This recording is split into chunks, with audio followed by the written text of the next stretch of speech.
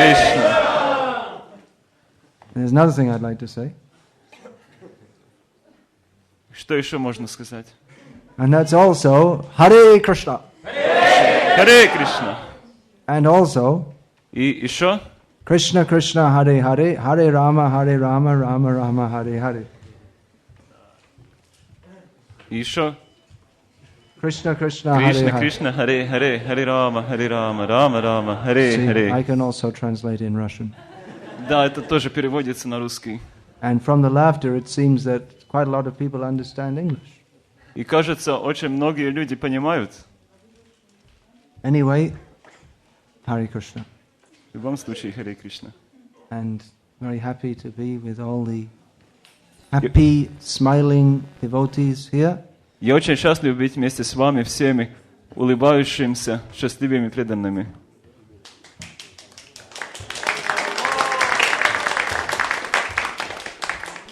Very nice, warm-hearted devotees. Очень прекрасные преданные с теплыми сердцами. Makes a difference. Это большая Quite, разница. quite a contrast to the Aeroflot stuff. What? It's quite a contrast to the Aeroflot staff. Очень большая разница с сотрудниками Аэрофлот. All right.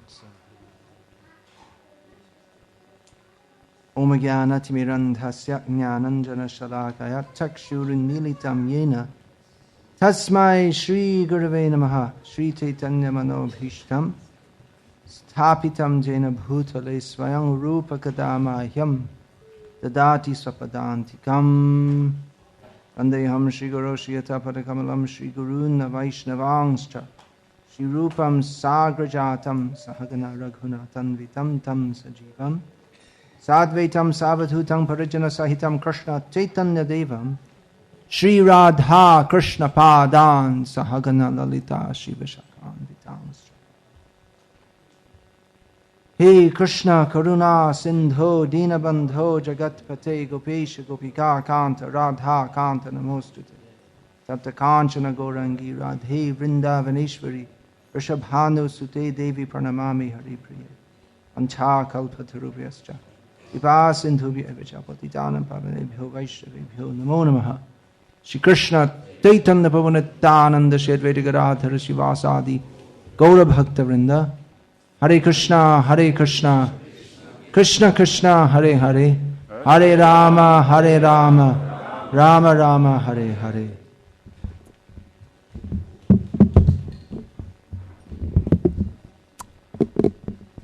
This seminar is entitled Dharma. Этот семинар называется «Дхарма». What it is Что это? and how it applies to devotees in the present day. И как это относится на преданных нынешнего дня? Now we find that throughout the Vedic literatures, the theme is dharma. Мы везде по ведической литературе находим, что тема — это дхарма. Why did Arjuna, we find in the first chapter of Bhagavad Gita, Arjuna didn't want to fight. Why?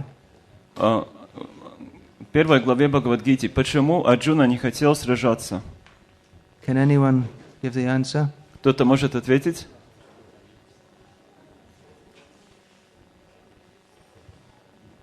No one reads Bhagavad Gita? What are the answers? Let's have one at a time. Hands up. Давайте по одному, поднимите руки. Hridaya Daurbalyam. Well, that was not the reason that he gave. Хридая Дарбалем — это не причина, по которой он отказался сражаться. What was the reason that Arjuna gave that I don't want to fight?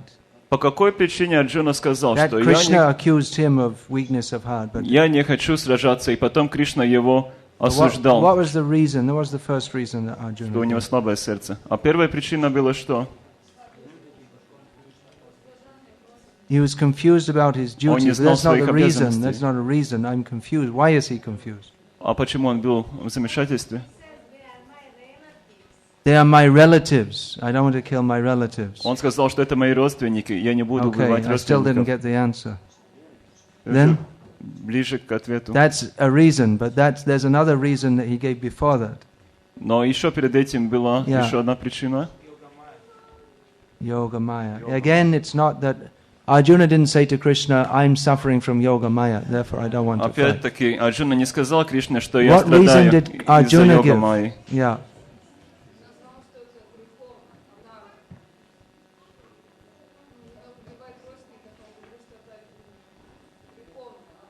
He said it is sinful to kill relatives. It is sinful, adharma. She said the right word. Yes. Это. Adharma. Он сказал, что Non-dharma. это адхарма, Adharma убивать своих bhivavat Krishna pradushanti родственников. kulastriya strishu dushashdashu varshnaya jayante varna sankaraha.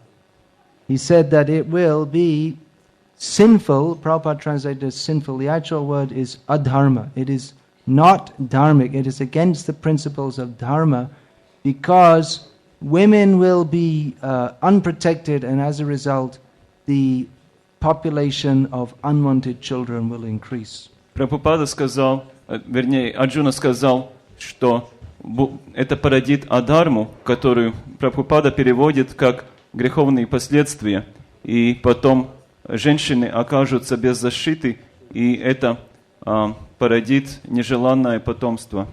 So that women will be unprotected, that is very bad, and he particularly qualified that will be bad because it is adharma, it is not dharma. Женщины потеряют защиту, и это плохо, и он, в частности, подчеркивает, что это плохо, потому что это адхарма, потому что это против религии. And then again he offered reasons that to kill our gurus, that is also wrong. That is another principle that goes against. There's another factor which goes against the principles of dharma. И потом он также сказал, что убивать своего гуру – это тоже действие, которое противоречит принципам нашей дхармы. So what Arjuna was doing, he was offering an argument why he shouldn't fight on the basis of dharma. И что Арджуна делал? Он приводил аргументы, почему не сражаться на основе дхармы. It is against the principles of dharma to leave women unprotected. Потому что это противоречит принципам дхармы оставить женщин без защиты. It is against the principles of dharma to offer even a verbal argument to one's superiors, let alone kill them. Это противоречит принципам дхармы, даже устно возражать своему гуру, что и говорить про убийство. It is against the principles of dharma that for the sake of our own self-aggrandizement we will take over the kingdom, killing so many people in the process. Это против принципов дхармы, что ради собственного наслаждения мы убиваем столько много людей, чтобы заполучить царство. So everything Arjuna said was true according to the principles of dharma. Все, что Арджуна сказал, было правда в соответствии с принципами дхармы. And the whole Vedic civilization runs on the principles of dharma. И вся ведическая цивилизация держится на принципах дхармы.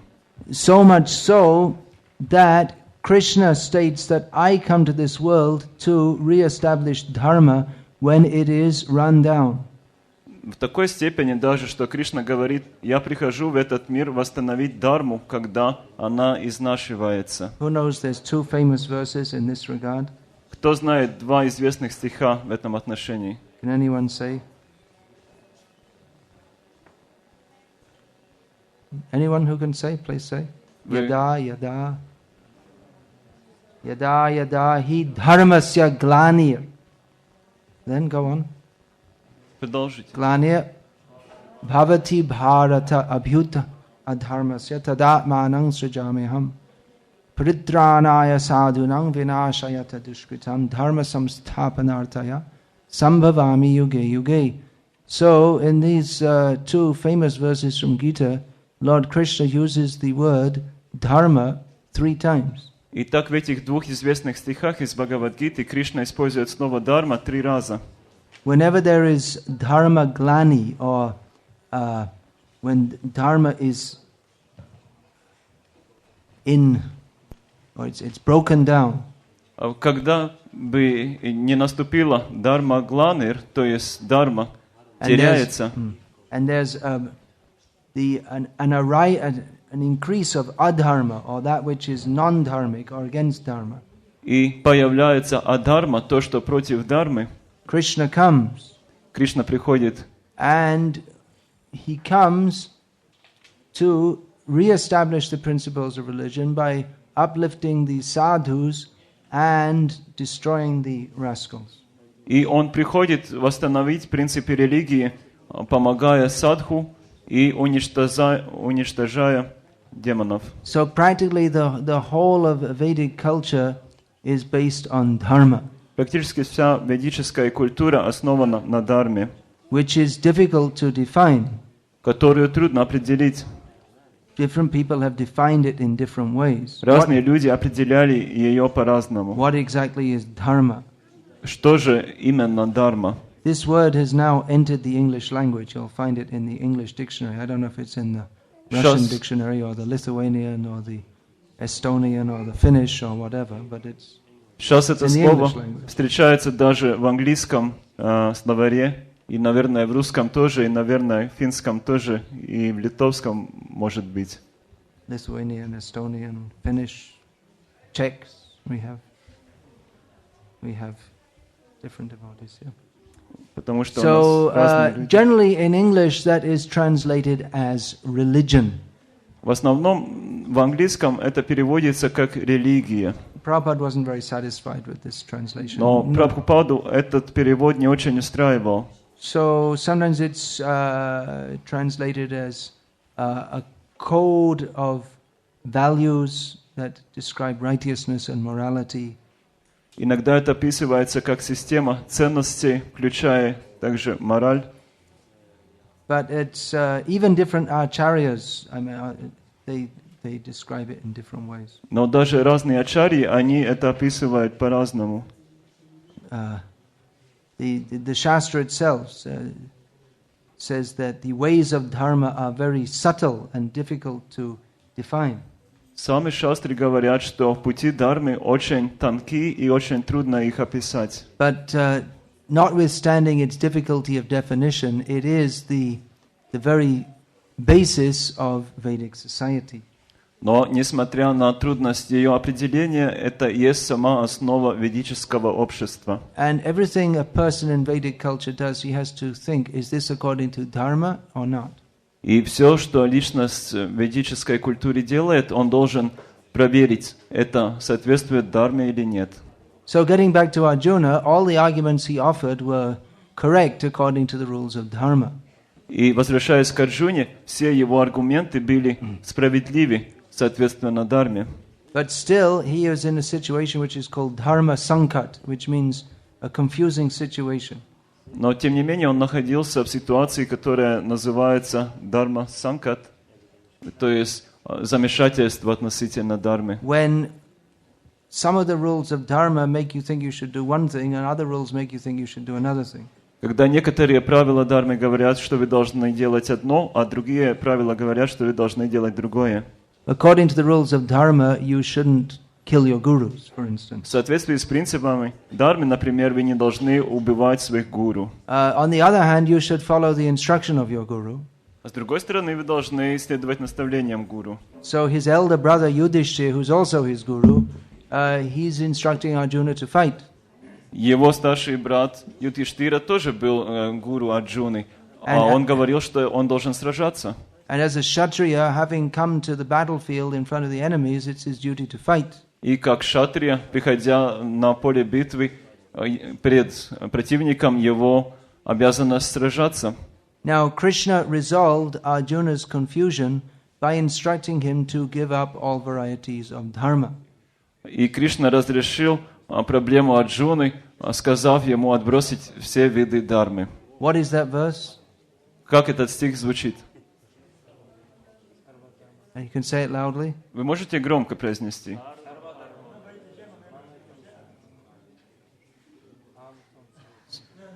Say it out loudly in Sanskritam. Скажите на санскрите громко. Sarva dharman parityaja not so long. Aham twang sava papebhyo mokshayishami mashrucha. Krishna says, anyway, you can translate it into whatever the language is you're translating into. Russian. You can just say it. То есть Кришна говорит: отбрось все виды религии и предайся только мне. Я освобожу тебя от всех грехов, не бойся. Krishna says to abandon all varieties of dharma and surrender to me. I shall protect you from sinful reactions. So it's considered that you have to follow dharma, otherwise you'll become subject to sinful reactions. But Krishna says, anyway, you forget all those dharmas, surrender to me, and I will personally protect you from sinful reactions. Считается, что если мы не следуем дхарме, то мы получаем греховные последствия. Но, тем не менее, Кришна говорит: не бери это во внимание, только предайся мне, и я защищу тебя. Now it may seem strange that Krishna, who comes to this world to re-establish dharma when it is lost, then he says, give up all kinds of dharma. Может показаться странным, что Кришна, который приходит в этот мир, чтобы восстановить дхарму, когда она потеряна, что он говорит отбросить все виды религии, дхармы. And it's also interesting that Arjuna, who wanted to renounce the battle, he wanted to renounce his Kshatriya dharma for what he thought was to come to a more spiritual stage of dharma. Krishna told him to come to a more spiritual stage of dharma by going on with his duty as a Kshatriya, following his Kshatriya dharma. И интересно, что когда Арджуна хотел отбросить свои обязанности кшатрия, переходя, как бы следуя другой дхарме, более духовной, то Кришна поправил его и сказал сделать его дхарму более духовной, как раз выполняя обязанности кшатрия. Within Vedic culture we find that there are different roles for different people. В ведической культуре существуют разные роли для разных людей. Although the general principle of dharma is one. Хотя общий принцип дхармы один. But there are various duties for various different people. Что для разных людей разные обязанности. Therefore we have a Brahma dharma, Kshatriya dharma, the roles of brahmanas, of kshatriyas. Поэтому у нас есть дхарма брахмана, дхарма кшатрия, есть разные роли. We have the dharma for vaishyas and for shudras. Есть дхарма для вайш и для шудр. And there's also stri dharma, the role for women. Есть также дхарма, стри дхарма для женщин. That means that whether one's husband is a Brahman, Kshatriya, Vaishya, Shudra, the role of a woman is basically the same, that is to serve her husband. Это означает, что в зависимости от варды мужа, то есть брамана, кшатрия, вайшя или шудра, роль женщины в основном помогать ему. So there are various roles which one has to perform. Есть разные правила, которые надо исполнять. So we may think that, well, Krishna says give them all up, and then that means that you come ultimately to the highest platform of dharma. Когда Кришна говорит отбрось их всех, можно подумать, что этим мы поднимаемся на высший уровень дхармы. But actually Arjuna continued to perform his Raja dharma or Kshatriya dharma of fighting.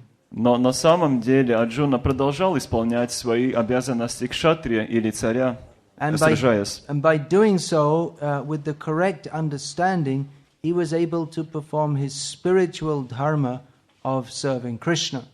И делая это с правильным пониманием, он также смог исполнить свои духовные обязанности. We are not brahmanas, kshatriyas, vaishyas, shudras, or women.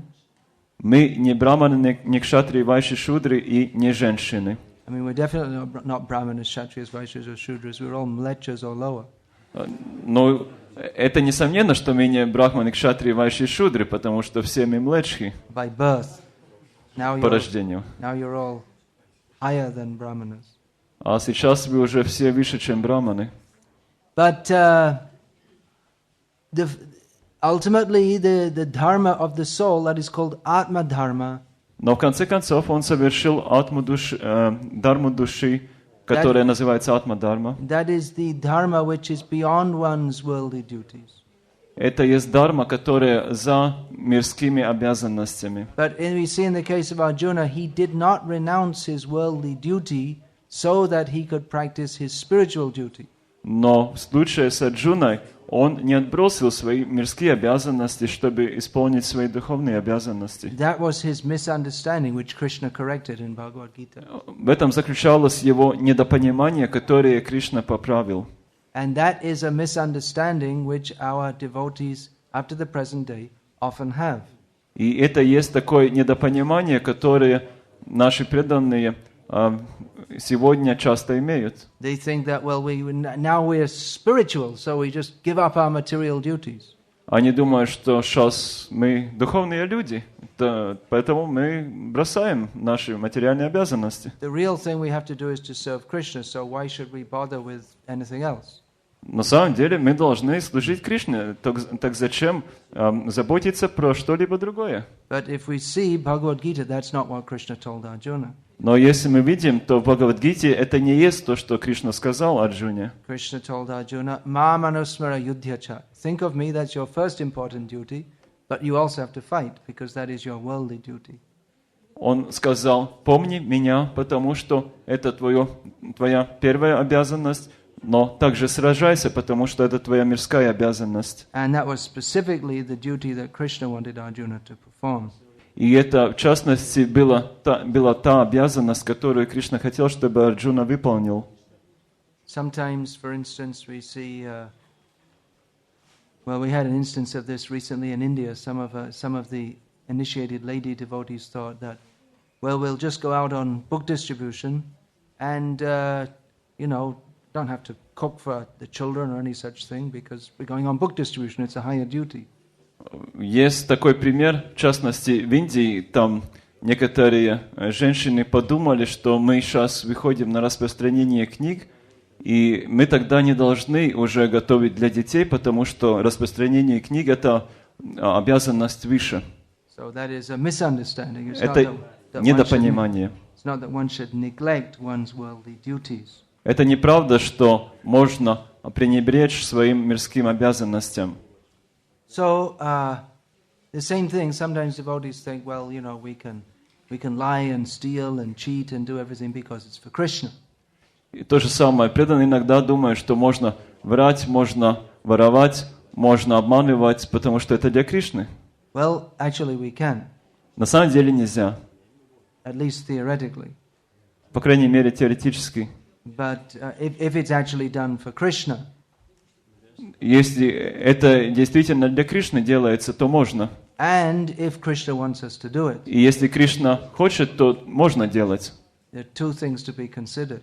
Две вещи надо учесть. We may think that, well, I will smuggle some drugs, and we'll get a lot of money, and we'll build a temple for Krishna. That will be very good. Можно подумать, что я сейчас поторгую наркотиками, соберу много денег и построю для Кришны храм. Будет прекрасно. So we may think, well, that's very good. I'm doing it for Krishna.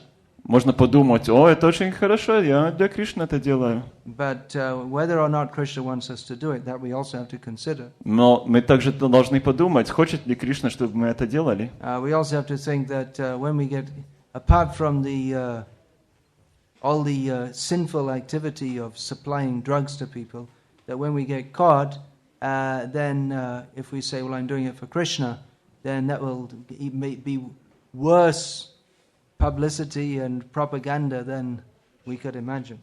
Мы также должны подумать, что если нас поймают, когда мы будем торговать наркотиками, и если мы тогда скажем, что мы это делали для Кришны, то получится как раз антиреклама для сознания Кришны, еще хуже станет. So theoretically we can do anything for Krishna. Теоретически мы все можем делать для Кришны.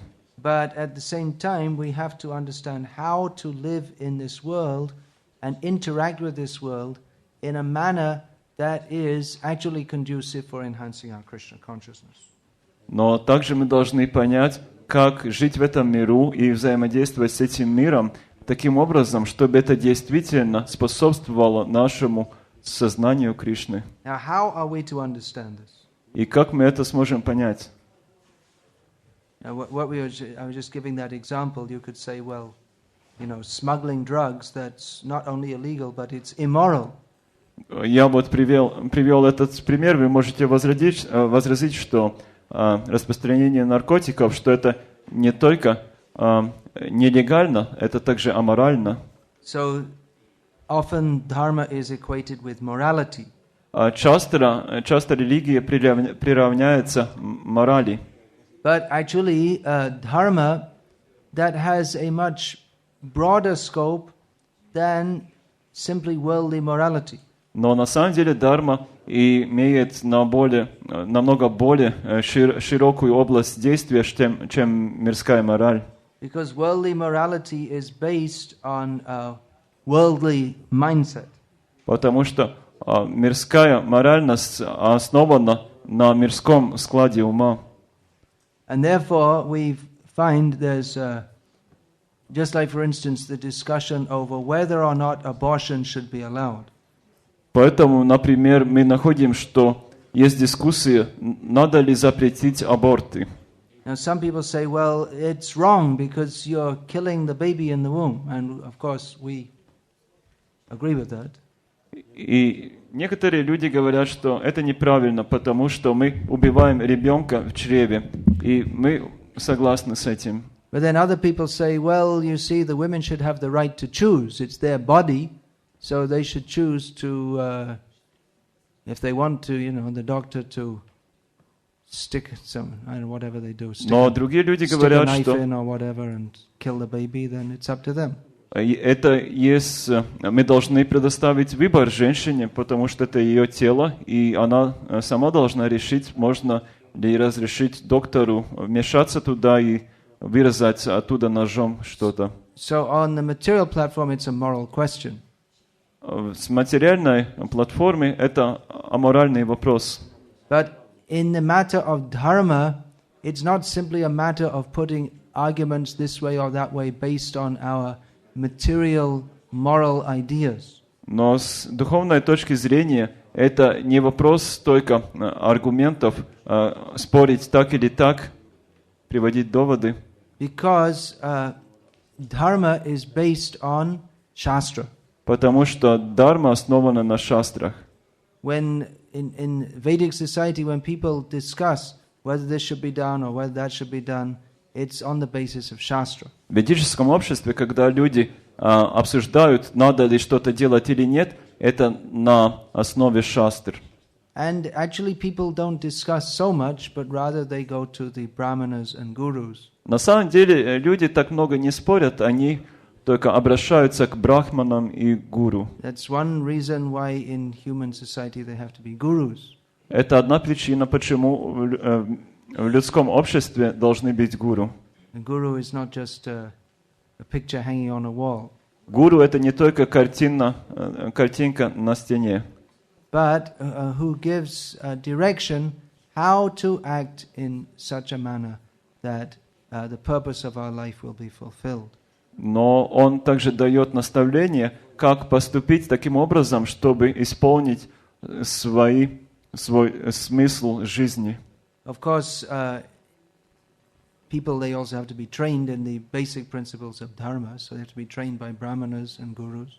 Конечно, людей также надо обучить основным принципам дхармы, поэтому гуру и брахманы должны их обучить. So that in day-to-day life we know what to do.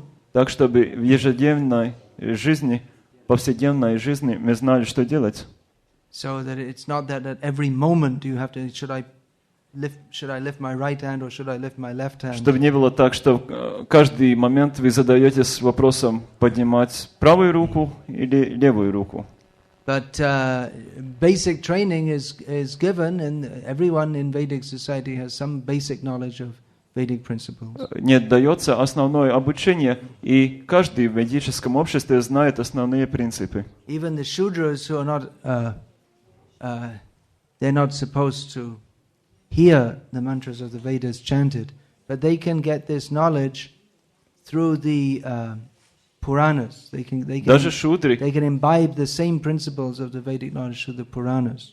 Даже шудры, с которых не ожидается, чтобы они слушали ведические мантры, они могут впитать эти принципы слушая Пураны, которые также содержат эти основы. So Vedic society is based on Vedic knowledge. Итак, ведическое общество основано на ведическом знании. And everyone in Vedic society is supposed to act according to the Vedic knowledge. И в ведическом обществе ожидается, что каждый обучен ведическому знанию, Which outline the principles of Dharma. который описывает принципы Дхармы. So again we come back to the question, well, what is Dharma? И так мы опять возвращаемся к вопросу, что такое Дхарма. Just one thing, I'm just going to make a comment here. Nothing to do with it, not directly related to the class. Здесь я сделаю замечание, которое не совсем относится к классу. This Prabhu, who just came in the temple, walked right past Prabhupada, then offered his obeisances facing towards the forest. Здесь Прабху прошел спокойно мимо Прабхупады и предложил поклоны лесу. And I saw someone else just before that walking out to the door and offered their obeisances out that way. И я заметил, что перед тем как раз другой человек пошел к двери и предложил поклоны двери. So when we're offering obeisances, it's actually offering obeisances to a particular, it's not just to the impersonal Brahman which is manifest everywhere. Когда мы предлагаем поклоны, мы на самом деле предлагаем конкретно кому-то поклоны, а не только имперсональному брахману, который везде проявлен. But the reason we offer obeisances when entering or leaving the temple room is that because there are particular people here who are so much respectable that when you leave or enter their presence, you should offer obeisances. Причина, по которой мы предлагаем поклоны, заходя в храм или выходя из алтарной комнаты, есть то, что здесь находятся люди, которые настолько заслуживают нашего почета, что мы это оказываем. So even if you happen to see Lord Brahma in the forest there and you are offering obeisances to him, actually you should offer obeisances to Prabhupada first also. Даже если вы увидели Господа Брахму в лесу, то на самом деле сначала вы должны предложить поклоны Прабхупаде. So not just here, there or anywhere. It is a specific focus on our obeisances. Просто здесь, там, повсюду мы должны сосредоточиться на наши поклоны. These are the details. This is culture. Это детали, это культура. Vaishnav culture or Vedic culture that is on the basis of Dharma. Это ведическая культура, которая основа Дхармы. Now, again, to properly understand Dharma, we have to have some idea of what it is and what it is for. Опять-таки, чтобы понять Дхарму, мы должны понять, что это такое и зачем это. Now, to follow the principles of Dharma means to accept that there is a higher order in the universe. Следовать принципам Дхармы означает принять, что во Вселенной есть более высокий порядок. That we have to adhere to for our own benefit. И мы должны это понять для нашего же блага. And for the benefit of others also. И также для блага других. By following the Vedic principles, one acts in a manner that is conducive not only to himself but to others also. Следуя ведическим принципам, человек поступает таким образом, что это благоприятно не только для него, но также для других. Just like Arjuna was thinking, it would be sinful for me to kill my gurus, that would be bad for me. Например, Арджуна думал, что будет греховно для меня убивать гуру, это будет плохо для меня. But it would also be very bad for the whole of human society if women were left unprotected. So that would be, yeah. Но было бы также очень плохо для всего общества человеческого, если оставить женщин без защиты. So to accept the principle of Dharma means to accept that there is a higher cosmic order that we should adhere to. Принятие принципов Дхармы означает, что мы принимаем, что есть высший вселенский порядок. Now this is one reason that most people, generally we find that it's difficult to define Dharma. Это одна причина, по которой нам трудно определить Дхарму. We find that so many scholars or even acharyas, we're talking about non-Vaishnav acharyas, they define Dharma in different ways. Мы находим, что столько много ученых И ачарьев, также не вайшнавских ачарьев, определяют дхарму по-разному. That's because they don't understand actually what the purpose of dharma is. Это потому, что они не понимают, какова на самом деле цель дхармы. They don't understand that actually dharma in its root sense, what does it mean? Они на самом деле не понимают, что в своем основном смысле, что означает дхарма. Dharma, that comes from the Sanskrit root dri, which means to sustain. На санскрите дхарма происходит из корня дри, что означает поддерживать. So even non-devotees, they understand, who follow dharma, they understand that there is a higher principle that sustains the universe, and that is dharma. Даже непреданные, которые следуют этому, понимают, что есть какой-то более высокий принцип, который поддерживает Вселенную. But they don't understand that the upholder of the universe and the principles within it is Vishnu. Но они не понимают, что тот, кто содержит, кто поддерживает эти принципы и дхарму, что это есть Вишну. And that the ultimate goal of dharma is to satisfy Vishnu. И что высшая цель дхармы — удовлетворить Вишну. As it is stated in a famous verse of Srimad Bhagavatam. Как это говорится в известном стихе Шримад Бхагаватам. Which is? И скажите, пожалуйста. Anyone? Соня. Savai Pungsam. Say it, who's saying? Кто скажет?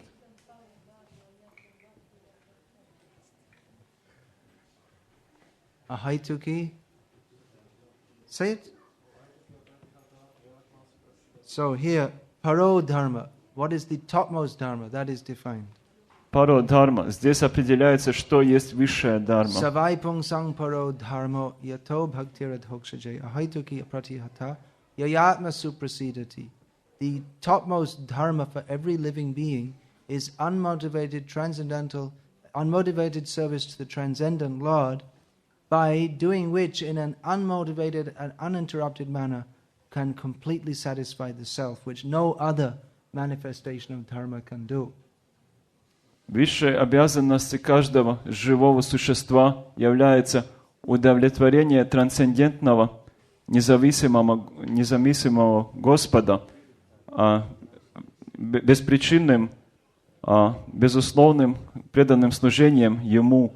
И только эта дхарма может полностью удовлетворить душу, что не может сделать никакие другие обязанности. So, dharma means that which leads us to the platform of pure unmotivated Krishna consciousness. Итак, дхарма — это то, что приводит нас к чистому, немотивированному, преданному служению. Because non-devotees do not understand that the ultimate goal of life is Krishna consciousness, they have difficulty defining dharma. Потому что непреданные не понимают, что высшая цель жизни — это немотивированное, преданное служение, поэтому им трудно определить дхарму. Karmis, Gyanis and Yogis follow the Vedic culture. Карми, гьяны и йоги следуют ведической культуре. But they don't know what its ultimate goal is. Но они не знают, какова ее конечная цель. And therefore they think, well, we're following this Vedic culture and then we'll go to the heavenly planets or we'll get moksha or whatever. Они думают, что мы следуем этой ведической культуре, мы поднимемся на небесные планеты или получим мокшу или что-то другое. So they understand that, well, following dharma, that is beneficial, that is required, that is good. Они понимают, что следуя дхарме, это благоприятно, что это приносит благо. But because they don't understand what the ultimate purpose of dharma is, they can't really understand what it is or why it is required or why it is beneficial. Но поскольку они не знают конечную цель дхармы, то они не могут понять, что это на самом деле или зачем это все нужно.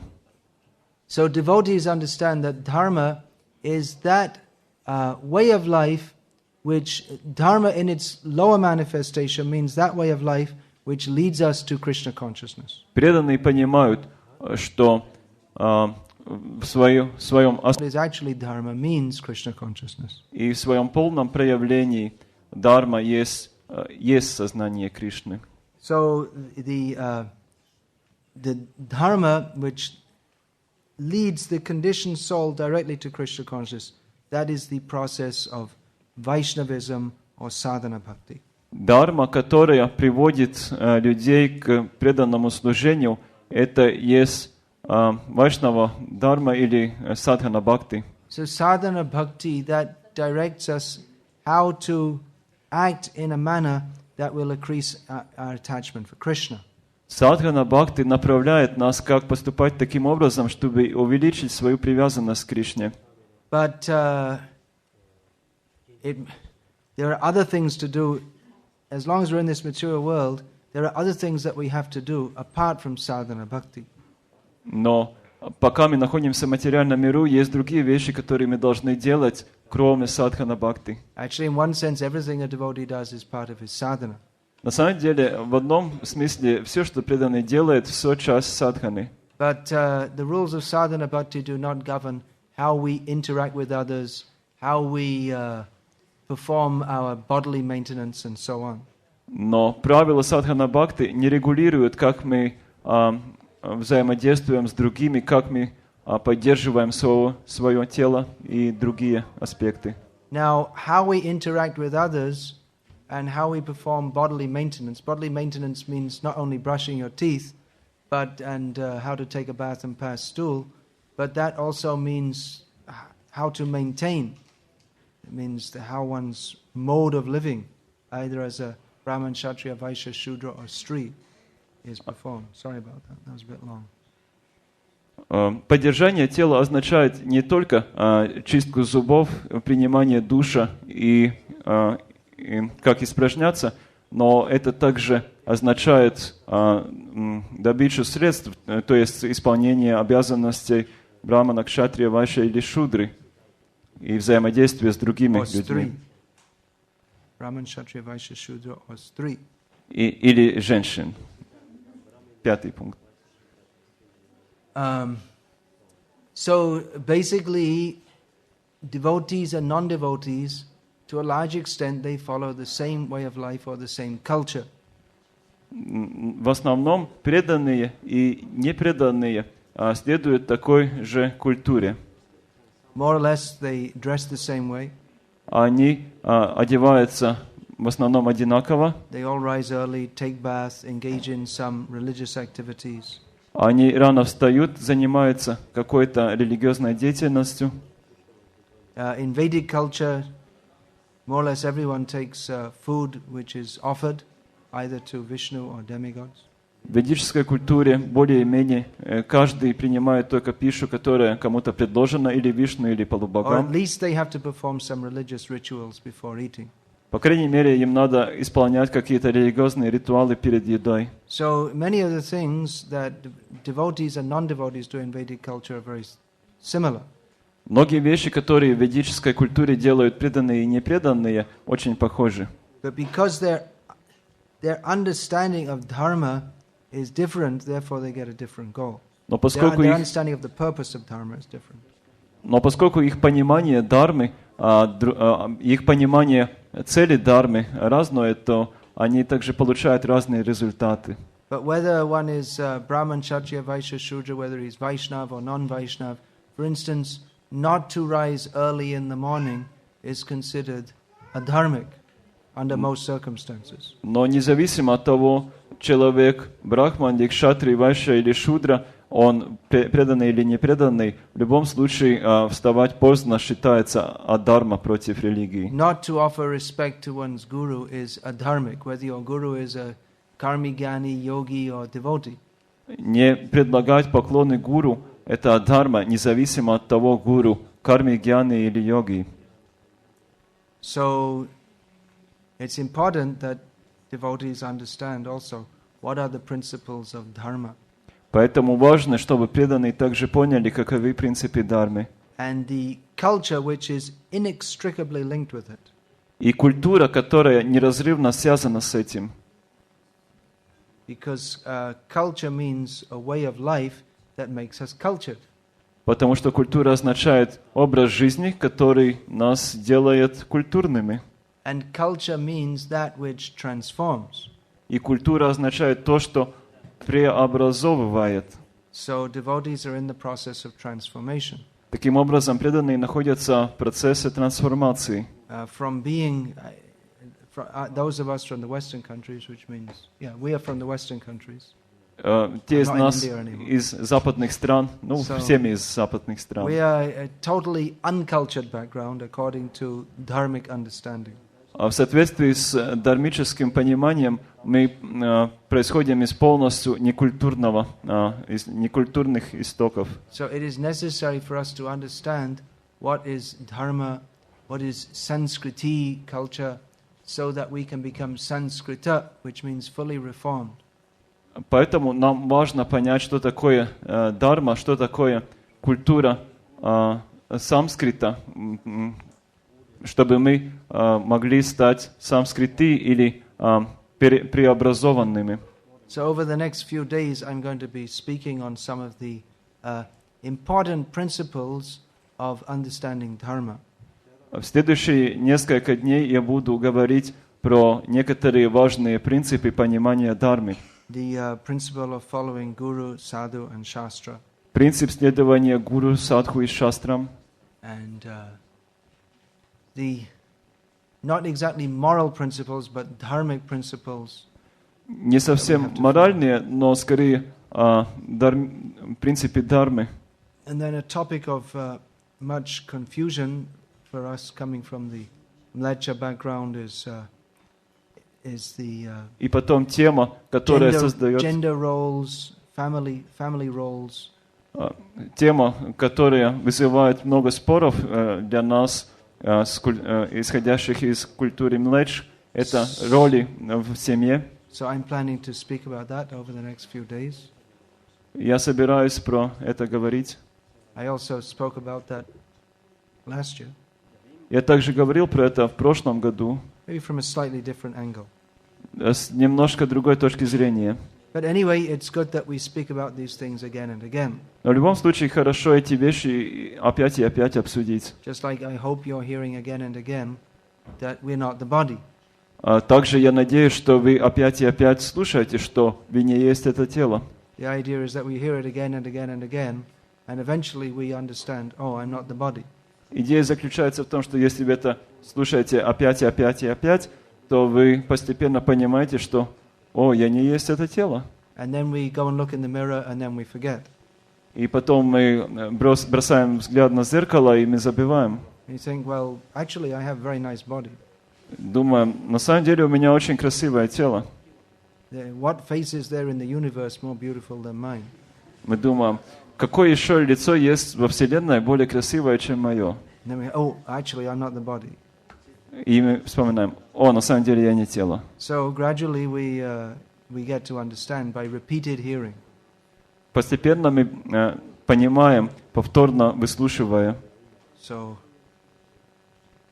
let's discuss these topics and try to understand so that we can begin to act as human beings and more than human beings, which means Vaishnavas. Так давайте опять выслушаем эти темы, обсудим, чтобы мы смогли действовать как человеческие существа, и не только как человеческие существа, даже как вайшнавы. Let's make the basis very strong. Давайте сделаем основу очень сильной. You can build a very beautiful house, but if the foundation isn't strong, then it will come tumbling down very soon. Вы можете построить очень красивый дом, но если основы непрочные, то оно очень быстро разрушится. So, other of my godbrothers are teaching about very elevated topics, but I'm in the basement. I'm making the foundation. Другие мои братья в Боге обсуждают очень возвышенные темы, но я нахожусь в подвале. Я рассматриваю основы. I'm trying to make a strong foundation. Я стараюсь сделать основу крепкой. So we'll finish there. My time is up. Мы на этом закончим, потому что время мое Maybe I could кончилось. take one or two questions. Можем 1-2 вопроса выслушать. Please.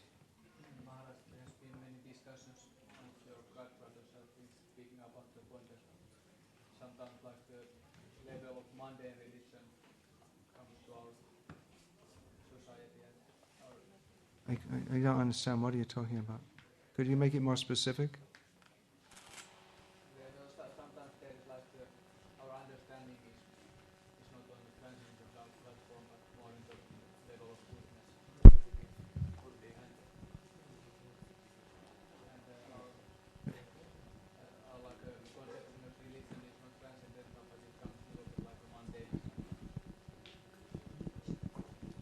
sometimes our conception of religion is almost mundane.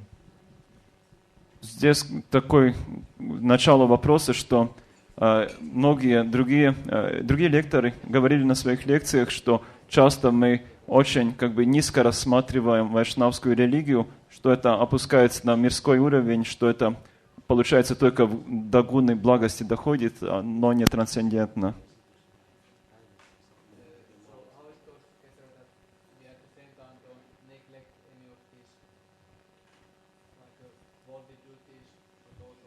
No, don't neglect what?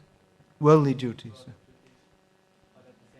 What are you talking about by our conception of religion almost mundane? Could you be more specific? For example, like going too much into the rituals of religion and not understanding the real essence. And therefore we have, yeah. Например, здесь другие говорили, лекторы, что мы исследуем ритуалам, не понимая их сути. Therefore we have to hear. И поэтому что? Why we're doing what we're doing. И почему мы это делаем? We have to hear from Shastra. Мы должны использовать шастры. And we'll understand why we're doing what we're doing. And then it won't be... Я не понял, почему мы что делаем.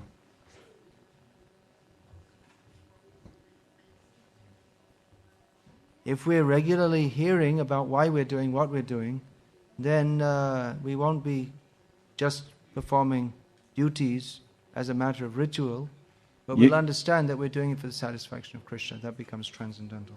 Если мы постоянно слушаем, что мы делаем, и как мы это делаем, и почему мы делаем, то мы поймем, это перестанет быть для нас ритуалом, мы поймем смысл этого.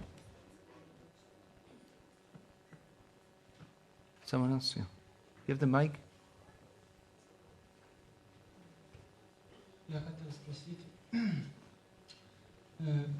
говорится, если преданный держится садханы, но не понимает, не старается глубину развивать, то это получается благочестивые поступки. Так ли есть или нет?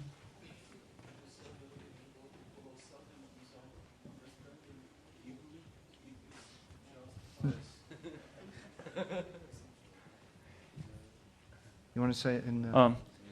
It is said that... Well, wait a minute, which language did he say then? He said in Russian. Okay, so you already translated. If we... but the thing is that part of sadhana is... The main part of sadhana is hearing. So if we're hearing properly, then we will understand. Но хорошо, основная часть садханы — это слушание. И если мы будем слушать, то мы поймем. Все правильно. If we're following sadhana, then we must hear. Если мы следуем садхане, то мы должны слушать. If we think sadhana just means chanting and offering arti and that's it, finished, then that's not proper understanding. Если мы думаем, что садхана — это только читать круги и предлагать араты, то конец будет этой садхане, это не продолжится.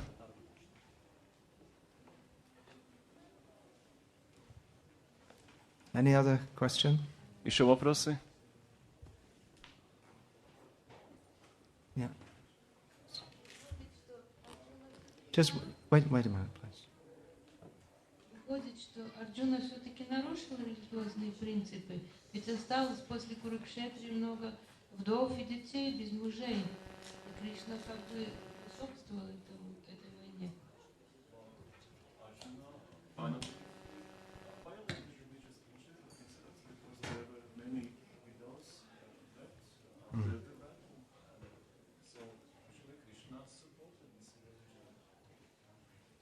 Yes, apparently so. Да, кажется, что Кришна поддержал эту адхарму. Of course, what Krishna instructed was for the highest principle of Dharma. Но, конечно, то, что Кришна начал, это было для более высокого принципа дхармы сделано. Which was to establish that human society should be based on pleasing Him. Что есть принцип, что людское общество должно быть основано на принципе его удовлетворения.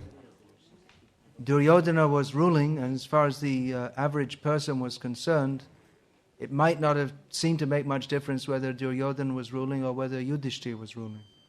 Поскольку царил Дурьодхана, для обычной личности может показаться, что нет большой разницы, царит Юдхиштхира или Дурьодхана.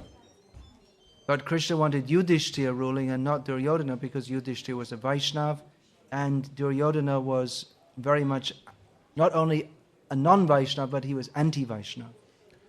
Но Кришна хотел, чтобы правил Юдхиштхира, потому что Юдхиштхира был Вайшнав, а Дурьодхана был, он не только не был Вайшнавом, он даже был против вайшнавизма. In Vedic society, the focus of the whole society's religious activities is yajna. В ведическом обществе фокус всей деятельности всего общества – это ягья. The Brahmanas instruct the Kshatriyas, and the Vaishyas, they are taxed by the Kshatriyas, and then the Kshatriyas, they perform big sacrifices for the benefit of the whole of human society, in which everyone participates and everyone benefits. Брахманы наставляют кшатриев, а кшатрии собирают налоги у вайшьев, и потом кшатрии исполняют жертвоприношения, которые предназначены для блага всего человечества. So sacrifices are meant to be performed for the pleasure of Vishnu, and then when Vishnu is satisfied, the whole human society benefits. Жертвоприношения должны делаться для удовлетворения Вишну, и когда Вишну будет доволен, то все человечество получит благо. But Duryodhana, even if he formally performed sacrifices, but as a matter of formality, he made the offerings to Vishnu, but actually he was very much envy of Vishnu and the Vaishnavas. Then the human society could not be benefited at all by his guidance, by his kingship.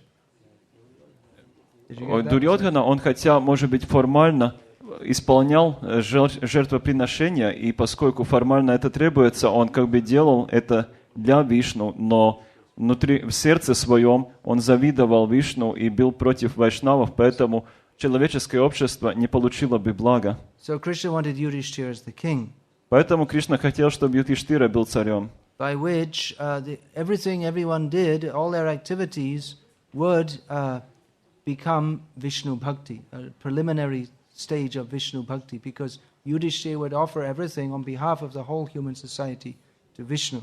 Таким образом, все, что люди не делали бы, становилось бы предварительной степенью бхакти, потому что результаты всего этого Юдхиштхира предлагал бы Вишну. So with Duryodhana as the king, the whole endeavor of human society was lost, because it wasn't being offered to Vishnu. Когда Юдхиштхира был царем, результаты всей деятельности человеческого общества были потеряны, потому что Дурьодхана это не предлагал Вишну. So Krishna wanted Duryodhana established on the throne. Поэтому Кришна хотел установить Юдхиштхиру на троне, Without which there could not be any benefit for human society. без чего человеческое общество не могло получить никакое благо. Now, as Arjuna pointed out, to do so, that meant perpetrating so many other apparently adharmic situations, such as women unprotected. И чтобы этого добиться, приходилось пройти через многие ситуации, которые кажутся адармическими, против дхармы, как, например, оставить женщин без защиты, на которые указал Арджуна. Now we'll find this is a repeated theme in the Mahabharata. Мы видим, что эта тема в Махабхарате повторяется. How one principle of religion comes into conflict with another, then which to choose, how to understand, what to do. Когда один принцип религии приходит в конфликт с другим, то как же выбрать, как поступить в таком случае? So it requires a very deep understanding of the principles of Dharma to know what to do when one principle clashes with another. Это требует очень глубокого понимания принципов дхармы, чтобы решить, как поступить, когда один принцип приходит в противоречие с другим. Just like that, Krishna himself. I usually give this example. There are so many in Mahabharata, but there's one. Как, например, вот Кришна один раз сам, я обычно привожу именно этот пример, есть на самом деле много других, но я этот привожу. Krishna told the story of a brahmana who lived at the edge of a village who had made a vow never to tell a lie. Кришна рассказал историю про брахмана, который жил на краю деревни, который взял обет никогда не врать. Then one day a man came running up and said, "Some robbers are chasing me. Where can I go to hide?" И однажды подбежал мужчина и сказал: за мной гонятся грабители, где я могу спрятаться? So the brahmana said, "Hide behind those trees there." И браман сказал: спрячься там за деревьями. Then a few minutes later, a gang of robbers came up and said, "We're a gang of robbers. We're looking for some man with some money. Did you see him?" И через какое-то время подбежала банда грабителей. Они сказали: мы грабители, мы ищем человека с деньгами. Ты его видел? So he had made a vow never to tell a lie. He said, "Yes." Он взял обет никогда не врать, поэтому он сказал: да. Where did he go? Куда он отправился? He's hiding behind those trees. Он прячется там за деревьями. So they went behind the trees, found him, killed him, and took all the money.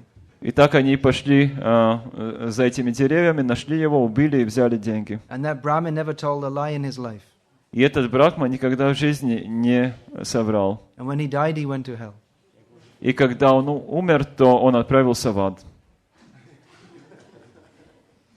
Here he was in the situation. He was in the situation, should I lie and protect this man and protect my vow? Он был в ситуации, где он должен... Should I lie and protect this man, or should I tell the truth, which is also dharmic, and also protect my vow, which is also dharmic? To protect, if you make a vow, you should fulfill it. Он был в этой ситуации перед выбором, соврать ли мне и защитить этого мужчину, или сказать правду и защитить свой обет, который и в том случае оба являются дхармическим принципом. So in that situation, whatever he did, there would appear to be some kind of adharma. В этой ситуации, что бы он ни делал, кажется, в любом случае есть какая-то адхарма. So if he told the truth, there would be the adharma of not protecting a man who deserved to be protected. Если бы он сказал истину, то получилось бы адхарма, что он не защитил человека, который заслуживал защиту. If he didn't tell the truth, well, it's adharma to tell a lie and also to break your vow. А если бы он соврал, то есть адхарма говорить ложь и также нарушение своего обета. So actually, if he had told a lie, there would have been no adharma in telling that lie. Nothing, not at all adharma. На самом деле, в этом случае, если бы он соврал, то там не было бы никакой адхармы. Although generally it is dharmic to tell the truth, in certain circumstances, if you don't tell a lie, then you become adharmic. Хотя, в общем, говорить истину – это есть принцип дхармы. В некоторых ситуациях, если вы не соврете, то вы нарушите принципы дхармы. So as a general principle, it is true what Arjuna said, that the women should not be left unprotected. That will be adharma. То, что Арджуна сказал, в общем случае есть такой принцип религии, что оставить женщин без защиты – это адхарма. But when it's compared with the higher adharma of the whole society being spoiled by Duryodhana, then Krishna, who is the highest, he's the highest authority on dharma, he said that you should act this way. Somewhere or other there has to be a disturbance. I've ordained like this, you follow this. Но по сравнению с другой адхармой, чтобы испортить все человеческое общество под руководством Дурьодханы, тогда Кришна, который является высшим авторитетом по дхарме, он сказал, что из этих двух трудностей я говорю, что ты должен выбрать эту. So it's actually very important that devotees, they understand very deeply what are the principles of dharma and param dharma, how to please Krishna. Поэтому очень важно, чтобы преданные понимали эти принципы очень глубоко, что такое дхарма и что такое парам дхарма, как можно удовлетворить Кришну. Because life is very complex. Потому что жизнь очень сложная. In childhood we hear fairy stories. В детстве мы слушаем сказки. How the beautiful young woman got married by the brave young prince and they lived happily ever after. Как молодая красивая женщина вышла замуж за молодого принца, как они долго и счастливо жили. This is called a fairy story. Это называется сказка. It's for stories for children. Это история для детей. Nothing to do with real life. Нет ничего общего с реальной жизнью. Real life is very complex. Настоящая жизнь очень сложная. And increasingly so in the modern age. И чем дальше в наш век, тем сложнее. Very complex and very difficult. Очень сложная и очень трудная. What do you think, Lakshmi Priya? You're an old lady. So Как вы находите, Матаджи Лакшми Прия? Вы уже опытная what do you женщина. think? It's complicated. Сложная жизнь? Very complicated. Very complicated. Очень сложная. So there are many difficult situations. What to do, how to behave. Есть много сложных ситуаций, как вести себя, как поступить. So we have to have a very deep understanding of Krishna consciousness, which is based on Shastra, so that we can know how to behave in all difficult situations in a manner that will be pleasing to Krishna. Поэтому мы должны иметь очень глубокое понимание сознания Кришны, которое основано на шастрах, чтобы во всех трудных ситуациях знать, как поступить таким образом, чтобы порадовать Кришну. Even Krishna himself admits it's very complex to understand. Даже сам Кришна признает, что это трудно понять. Who knows that verse? Time to finish. Kim karma kim akarameti kavyo hitra mohitaha. Это стих, вы знаете? Even very learned people are sometimes bewildered in knowing what to do, what not to do. Кришна говорит, ким карма, ким акармети. Даже очень ученые люди не знают, что надо делать, что и что не надо делать.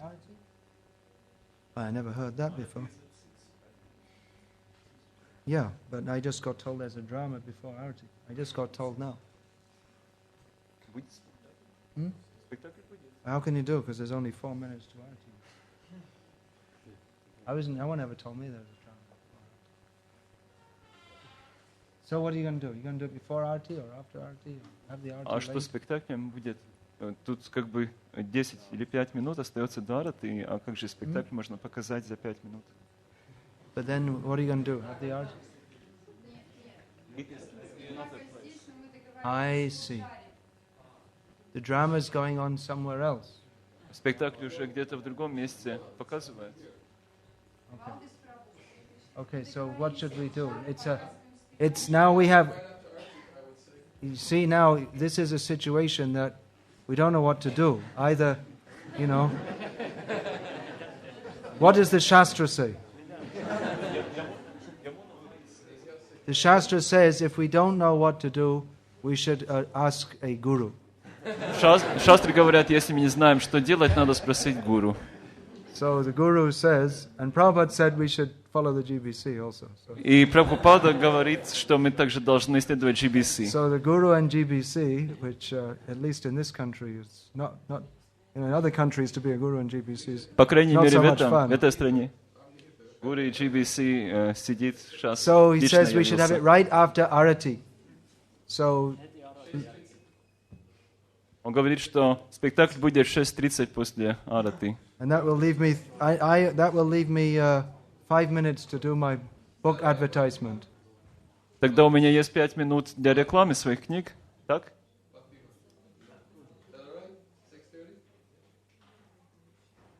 Okay, I'm sorry. I didn't know.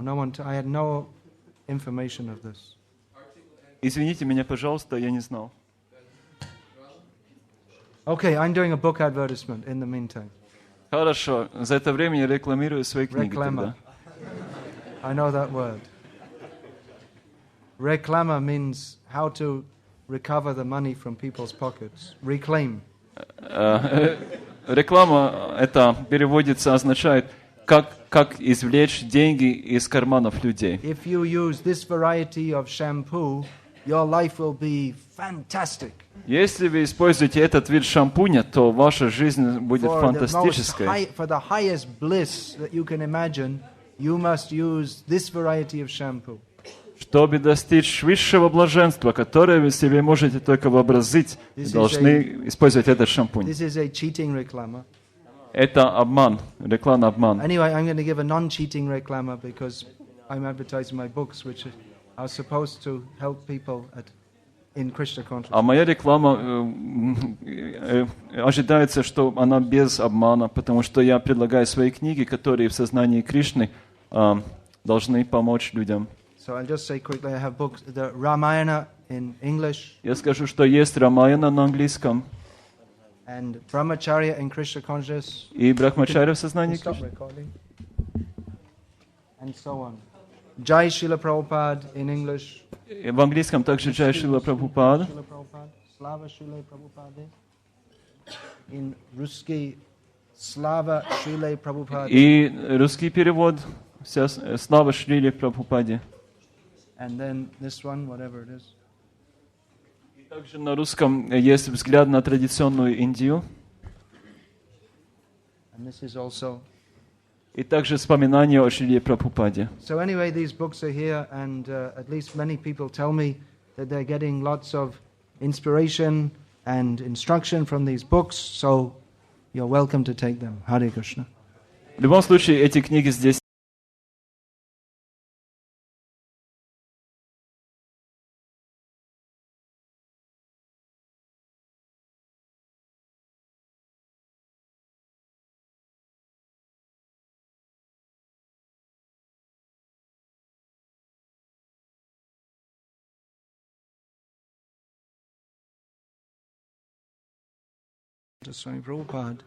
Шримад Бхагаватам, Acharya of ISKCON. Шримад Бхагаватам, песнь 1, глава 8, текст 28, перевод и комментарии в божественной милости Шрилы Прабхупады, ачарья-основателя ИСККОН. Could I borrow someone's watch? I forgot to bring my watch. Watch. Could I just? Oh, then give me another one. Give me one that's on. Manye tvam kalamishanam anadhinidhanam vibhum samang charantam sarvatra bhutanang yanmitah kalihi. My Lord, I consider your Lordship to be eternal time, the supreme controller, without beginning and end, the all-pervasive one. О мой Господь, я знаю, что Ты вечное время, Верховный Повелитель, всепроникающий, не имеющий ни начала, ни конца. In distributing your mercy, you are equal to everyone. Раздавая свою милость, Ты никому не питаешь пристрастия. The dissensions between living beings are due to social intercourse. Раздоры же между живыми существами возникают только на почве социальных отношений. Purport. Комментарий. Kunti Devi knew that Krishna was neither her nephew nor an ordinary family member of her paternal house. Кунти Деви знала, что Кришна не был ни ее племянником, ни рядовым членом рода ее отца. She knew perfectly well that Krishna is the primeval Lord who lives in everyone's heart as the supersoul, Paramatma. Она прекрасно осознавала, что Кришна — предвечный Господь, пребывающий в сердце каждого, как сверхдуша Параматма. Another name of the Paramatma feature of the Lord is Kala, or eternal time. Аспект Параматмы иначе называют Калой, то есть вечным временем. Eternal time is the witness of all our actions, good and bad, and thus resultant reactions are destined by Him. Вечное время является свидетелем всех наших поступков, хороших и дурных, и предопределяет их результаты. It is no use saying that we do not know why and for what we are suffering. Бессмысленно утверждать, что нам неизвестно, за что и почему мы страдаем. We may forget the misdeed for which we may suffer at this present moment, but we must remember that Paramatma is our constant companion, and therefore He knows everything, past, present, and future. Мы можем забыть о своих греховных поступках, из-за которых страдаем в настоящий момент, но нужно помнить, что Параматма – наш постоянный спутник, и ей ведомо все – прошлое, настоящее и будущее. And because the Paramatma feature of Lord Krishna destines all actions and reactions, he is the supreme controller also. И поскольку этот аспект Господа Кришны, Параматма, предопределяет и действия, и их последствия, он также является верховным повелителем. Without his sanction, not a blade of grass can move.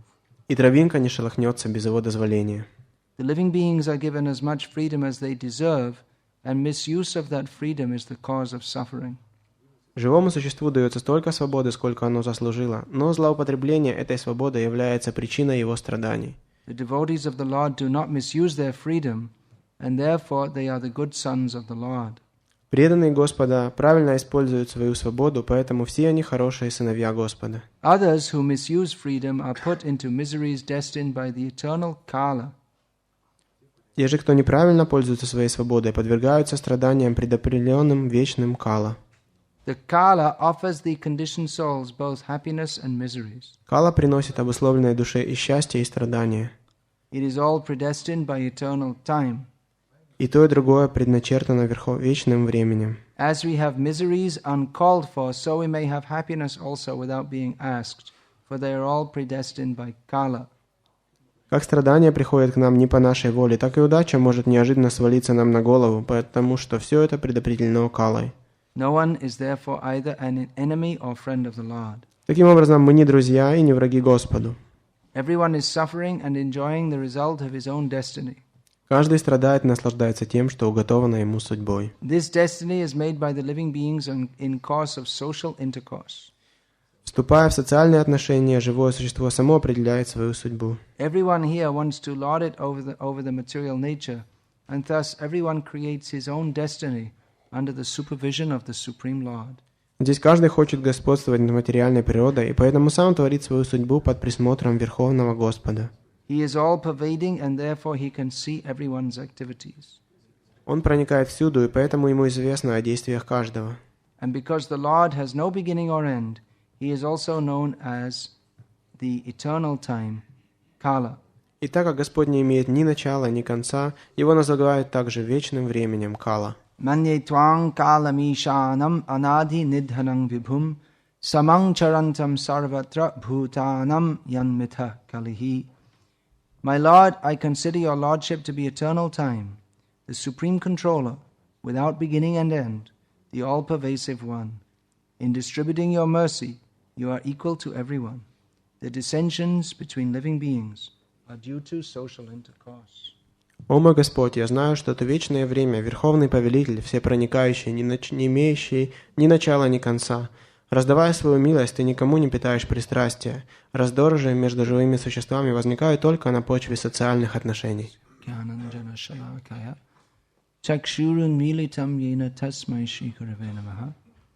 Vandeham Shri Guru Shri Atapata Kamalam Shri Guruna Vaishnavangscha Shri Rupam Sagrajatam Sahagana Raghunatan Vitam Tam Sajivam Sadvaitam Savadhutam Parijana Sahitam Krishna Chaitanya Devam Shri Radha Krishna Padan Sahagana Lalita Shri Vishakhan Vitamscha Shri Krishna Chaitanya Prabhu Nityananda Shri Advaita Gadadhara Srivasadi Gaura Bhakta Vrinda. Hare Krishna, Krishna Krishna, Hare Hare, Hare Rama, Rama Rama, Hare Hare.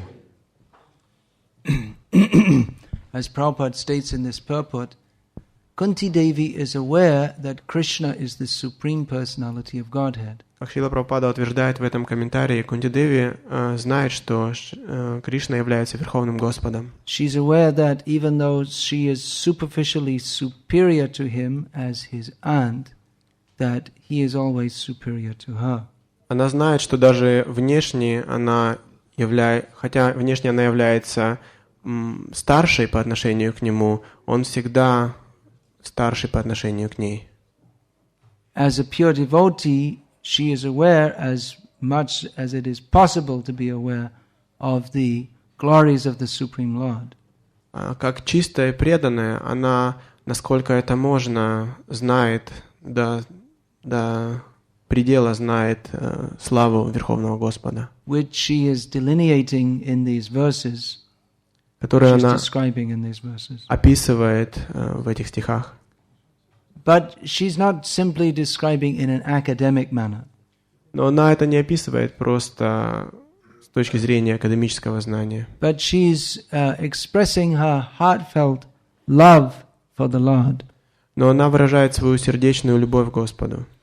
Her love for Krishna is intertwined with her knowledge of Krishna as the Supreme Personality of Godhead. Ее любовь к Кришне смешана с знанием о том, что Кришна — Верховный Господь.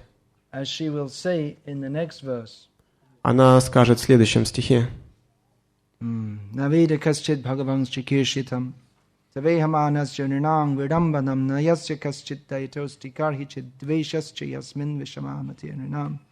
That no one can understand your pastimes, which are like those of ordinary people. They appear to be like those of human people. «О Господь, никто не может понять твои трансцендентные игры, которые кажутся развлечением человека и способны ввести в заблуждение кого угодно. You appear to be partial. Кажется, что ты пристрастен. You may appear that, just like Krishna, he is known as Krishna Saka. That's the name of Krishna given in these prayers of Kunti Devi. В этих молитвах Кунти Деви она называет также Кришну Кришна Сака, Which means the friend of Krishna. что значит друг Кришны. Krishna is known as the friend of Krishna. Кришна известен как друг Кришны. Krishna here refers to Arjuna, because Arjuna is somewhat blackish in complexion, so sometimes he's also called Krishna. Потому что Кришна — это также имя Арджуны, потому что Арджуны тоже темный цвет кожи, поэтому здесь друг Кришны — это значит друг Арджуны. Haribol Ananda.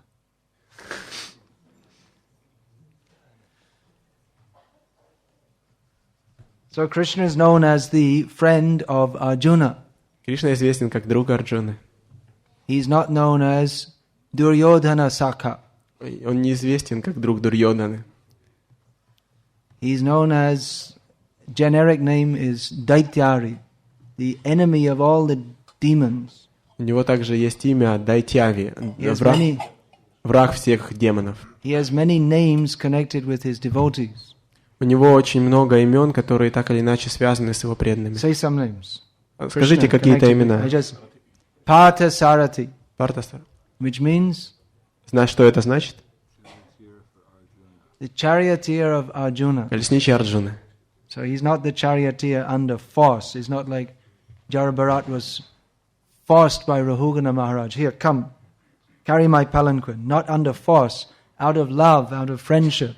He is the charioteer of Arjuna. Он не насильственно становится колесничим Кришны, как, например, Рахугана Махарадж пытался заставить нести свой паланкин Джада Бхарата. So some other names, there's so many names. Так много имен. Yashoda Nandana. I hope I don't have to explain. Я надеюсь, что не нужно объяснять, что такое Яшодананда. Nanda Nandana. Well, we could go through. Маканчар. Gopi Janananda. Makancha. Aniyor, that's not really a name of Krishna. Аниор не совсем имя Кришны. Rancha, he runs away from the battle. Now wait a minute. We're talking about you came in the middle there. We're talking about names connected with his devotees directly. So all his names are connected with his devotees, but directly connected with his devotees. Gopinath. Gopal, yeah, okay. Говинда. Radhe Sham, yeah, that Radhe Sham means Sham who Radha Madhava means Madhava who belongs to Radha. Рада Мадава значит Мадава, который So then you принадлежит can Радхе. have Radha Madhava, Radha Sham, Radha Поэтому Радха Шьям. Parthasarati. I just came from Это все Delhi. это So значит. many, all right, so there are so many names of Очень Krishna много имен. connected with his devotees. And there are many names also connected with demons. Очень много имен Кришны, которые связаны You с can его give some преданными. names connected with demons. Также те, которые связаны с демонами. Oh, that came very quickly. Подождите. All like Не demon так members. быстро. Keshi Ha. Kangsha Nisudana or Kangsi Sudana. Madhu Sudana. Murari. Kaitava Shata. And so many, yeah. Putana, Ghatana, Ravanari, so many names. Так много имен. So actually these demons in one sense they're glorious also. Также эти демоны, они славны Because if it по-своему. wasn't, for instance, if it wasn't for Sri Hiranyakashipu, as he's mentioned in Bhagavatam. Иначе бы не называли Хираньякашипу Шри So if it Хираньякашипу. wasn't for him, then we wouldn't have the Nrsimha Leela of killing him. Если бы не было Шри Хираньякашипу, то не было бы Нрисимха Лилы, убийства Шри Хираньякашипу. So all these demons, as Bhaktisiddhanta Saraswati Thakur noted, Hiranyakashipu established the glories of the Lord more than Prahlad. Как Шрила Бхактивинод Такур отмечает, что Bhaktisiddhanta Saraswati Thakur. Пакистан Sorry if I Сарасвати missaid Такур it. отмечает, что Хираньякашипу прославил Господа даже больше, чем Прохлад. Because, of course, the devotees, they pray to the Lord, you are very great. Потому что, конечно же, преданные молятся Господу, говорят, ты так The велик. demons, they don't pray to the Lord that you are very great. They say, I am very great. Они говорят, демоны не говорят, ты велик, они говорят, я велик. Ishvar aham, I am God. Я Бог. Aham bhogi. Я, Bhog means bhogi. I am the enjoyer. я наслаждающийся. Not Krishna. Не You are Krishna. not the enjoyer. I am the boss here. Ты не наслаждаешься, я босс. Ya boss. I am the boss. So, from the perspective of materialistic people, it seems like that. From the С точки perspective, зрения материалистических людей, похоже, это выглядит так. sometimes we hear foolish materialistic people saying something like, Mick Jagger is God, or something, whoever their hero may be. Иногда глупые люди говорят Mick что-то Jagger's- типа Мик Джаггер Бог. He's well on his way to his next incarnation of a word that in English has spelt with the same letters as God, but not exactly the same. Но мы-то знаем, что он как раз на пути своей инкарнации в вид жизни, который англичане произносят как год, только буквы нужно поменять. Anyway, Что значит собака? Pandit- Дог. actually he did some service for Krishna, so Ну, вообще-то он сделал какое-то служение Кришне. he may be saved from that. Anyway, Может быть, let's он not будет talk about спасен. Mick Jagger, let's talk about Krishna. Давайте не будем о Мике Джаггере, The давайте о demons, Кришне they поговорим. consider that some great hero is God or themselves as God. Демоны, они считают кого-то Богом или себя Богом. And it may appear to be true due to their poor fund of knowledge, as Prabhupada used to say. И им может показаться, что это правда из-за недостатка знания. So from time to time Krishna comes and shows them that, well, you had a little fun for a little time, but after all, I am God. Но Кришна иногда приходит, чтобы показать им, ну вы тут повеселились немножко, но в конце концов я-то Бог. And Krishna enjoys himself by, for instance, ripping out the intestines of Hiranyakashipu and Krishna- garlanding himself with them. Кришна наслаждается такими невинными вещами, как разрывает кишки Хираньякашипу и наматывает их себе на шею. God is very difficult to understand. Немножко сложно это понять. I mean, I wouldn't enjoy ripping anyone's intestines out and putting them around my neck, but he does, so he's God. Я бы не смог, наверное, наслаждаться, наматывая чьи-то кишки себе на шею, но Кришна может, он же Бог. So anyway, Krishna appears to be partial. He likes the devotees and he doesn't like the non-devotees. И похоже, что Кришна пристрастен, он любит преданных и не любит непреданных.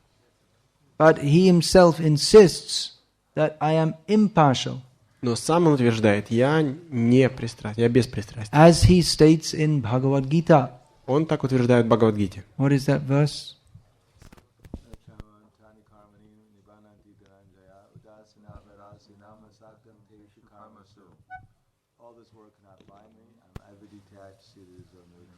Well, actually, what's your name? He was quoting the verse I was looking for.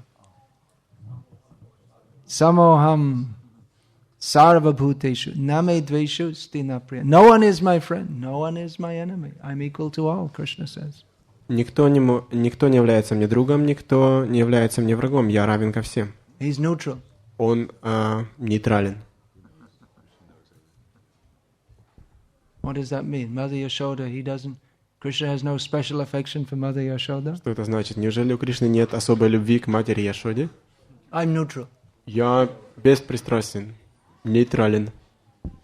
What does Krishna say in the next 2 lines of that verse? А что в следующих 2 строках говорит Кришна? Этого же стиха. But, Krishna says, intrinsically I'm neutral, but if anyone worships me with love, then I reciprocate with him. Но дальше Кришна говорит, конечно, я беспристрастен, но если кто-то поклоняется мне с любовью, я отвечаю им. So Krishna is neutral in the sense that he doesn't intrinsically love or hate anyone, he intrinsically loves everyone. Кришна беспристрастен в том смысле, что он не любит или не любит кого-то, он равен ко всем. But if someone worships him in devotion, he reciprocates. Но если кто-то поклоняется ему с любовью, он отвечает. And if someone expresses enmity towards him, Krishna expresses his love towards that jiva by reciprocally behaving with him. А если кто-то проявляет враждебные чувства к Кришне, то Кришна проявляет любовь к такой дживе, отвечая ей на ее чувства. His apparent enmity is another display of his love. Его внешнее проявление враждебности – это другая сторона его любви. Krishna's show of anger and enmity to Hiranyakashipu, that means Nrsimhadev Krishna, was as much a demonstration of his compassion and love for him as it was of patting Prahlad on the head. То, как повел себя Кришна в образе Нрсимхадева с Хираньякашипу, является таким же проявлением любви, как и когда Нрсимхадев гладил по голове Прахлад Махараджа. To benefit Hiranyakashipu, Nrsimhadev ripped his body to pieces. Для того, чтобы принести благо Хираньякашипу, Кришна разорвал его тело на части. And ripped apart his illusion also. И также разорвал его иллюзию. There's no other way to do it. По-другому нельзя было. As a typical demon, he was totally attached to his body. Был классический демон, он был очень привязан к своему телу. And he considered his body to be himself. И считал тело собой. And he considered his body to be invincible. И считал свое тело непобедимым. And through his body he experienced pleasure. И посредством своего тела он испытывал удовольствие, наслаждение. And because his body happened to be more powerful than any other body in the universe at that time, и поскольку так уж случилось, что его тело на тот момент было самым могущественным телом во Вселенной, then he considered himself to be God, which he wasn't. То он решил, что он Бог, хотя он им не был. What could not have been achieved by sitting down with Hiranyakashipu and having a philosophical discussion was achieved by Krishna by ripping him to pieces. И чего Кришна не мог достичь просто дружеской беседой с Хираньякашипу и обсуждая философские моменты, он достиг просто разорвав его на части. The same thing, speaking Bhagavad Gita to Arjuna and ripping Hiranyakashipu to pieces, the same purpose, to convince the recipient of Krishna's mercy that he is the Supreme Personality of Godhead. В принципе, то, что он поведал Бхагавад-гиту на поле битвы Курукшетре Арджуне, и то, что он разорвал Хираньякашипу, все предназначалось для того, чтобы убедить своих оппонентов, что он Верховная Личность Бога. It's very difficult to convince a demon. Очень сложно убедить демона. They only believe in bodily strength. Они верят только в телесную силу. Might is right is the philosophy of a demon. Сила всегда права. Yeah, it's difficult. Sorry. Сила есть, ума не надо. So Krishna comes and shows, I'm the strongest of all. Кришна приходит и показывает, я самый сильный. Among the demons, they respect someone who's got a very big, strong body. Демоны очень уважают качков таких сильных ребят. So Krishna comes and shows that, well, in in his original form as Krishna, he doesn't have a very big muscular body, like it doesn't look so muscular. Кришна приходит и показывает, что в своей изначальной форме он отнюдь не является каким-то супер-атлетом, культуристом. У него очень красивое тело. Some of our devotee artists, they once painted Krishna with big muscles, like in the West you see that this, what is that, Renaissance or painters, they show big, not me. Один из исконовских художников однажды нарисовал Кришну с такими объемными мускулами. So Prabhupada said, this is the concept of beauty according to the meat eaters. И Шрила Прабхупада сказал, это концепция красоты в соответствии в умах мясоедов. And then he showed a typical picture of Krishna with a little fatty, as Prabhupada used to say, a little puffed up body. И Прабхупада показал картинку, типичную картинку Кришны, где он такой немножко пухленький. Prabhupada said, this is the concept of beauty according to the milk drinkers. Эта концепция красоты, Шрила Прабхупада сказал, эту концепцию красоты разделяют те, кто пьют молоко. So all the demons, they are very strong, big, strong bodies. Все демоны, они имеют огромные, сильные тела. This Arishtasura, it was mentioned that when he entered Vrindavan, his body was so high, it seemed that the clouds were forming, like the hump on his back looked like a big mountain that the clouds are forming on the top of. Когда Ариштасудра вошел во Вриндаван, у него было такое огромное тело, что он закрывал собой солнце, и он был окружен облаками. And Aghasura is a very interesting name. Agha actually means sin, rascaldom. Агасура, кстати, очень интересное имя. Ага значит грех или негодяйство. So in most languages they have names. They give some name of some good quality. Каждое имя, оно обозначает какое-то качество. Especially for girls' names. Особенно в именах девушек. Just like in Indian languages, often a girl's name is given something like Kshama, tolerance, or Shraddha, faith. These are also names for Lakshmi. В именах в Индии часто дают имена девушкам как Шима, терпение, или Шрадха, вера. And in English, not now, but previously, because they don't believe in having good qualities anymore.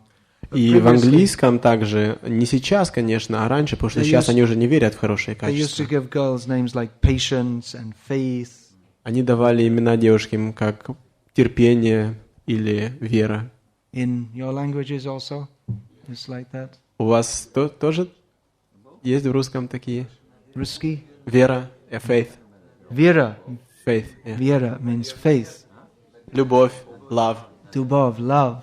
Надежда, faith, hope. Надежда, faith. Nadia, Nadia. Hope. Hope. So Aga had a name of a quality also. It means sin, nastiness. That was his name. И Ага имел тоже имя. Это его имя означало грех и такое разгильдяйство. His ideal was to be as nasty as possible. Его идеал это быть как можно, доставлять как можно больше беспокойства. Он в очень выдающейся семье родился. With brother is Bhakasura. Maharaj, you know all the books word by word. Махарадж, вы знаете все книги.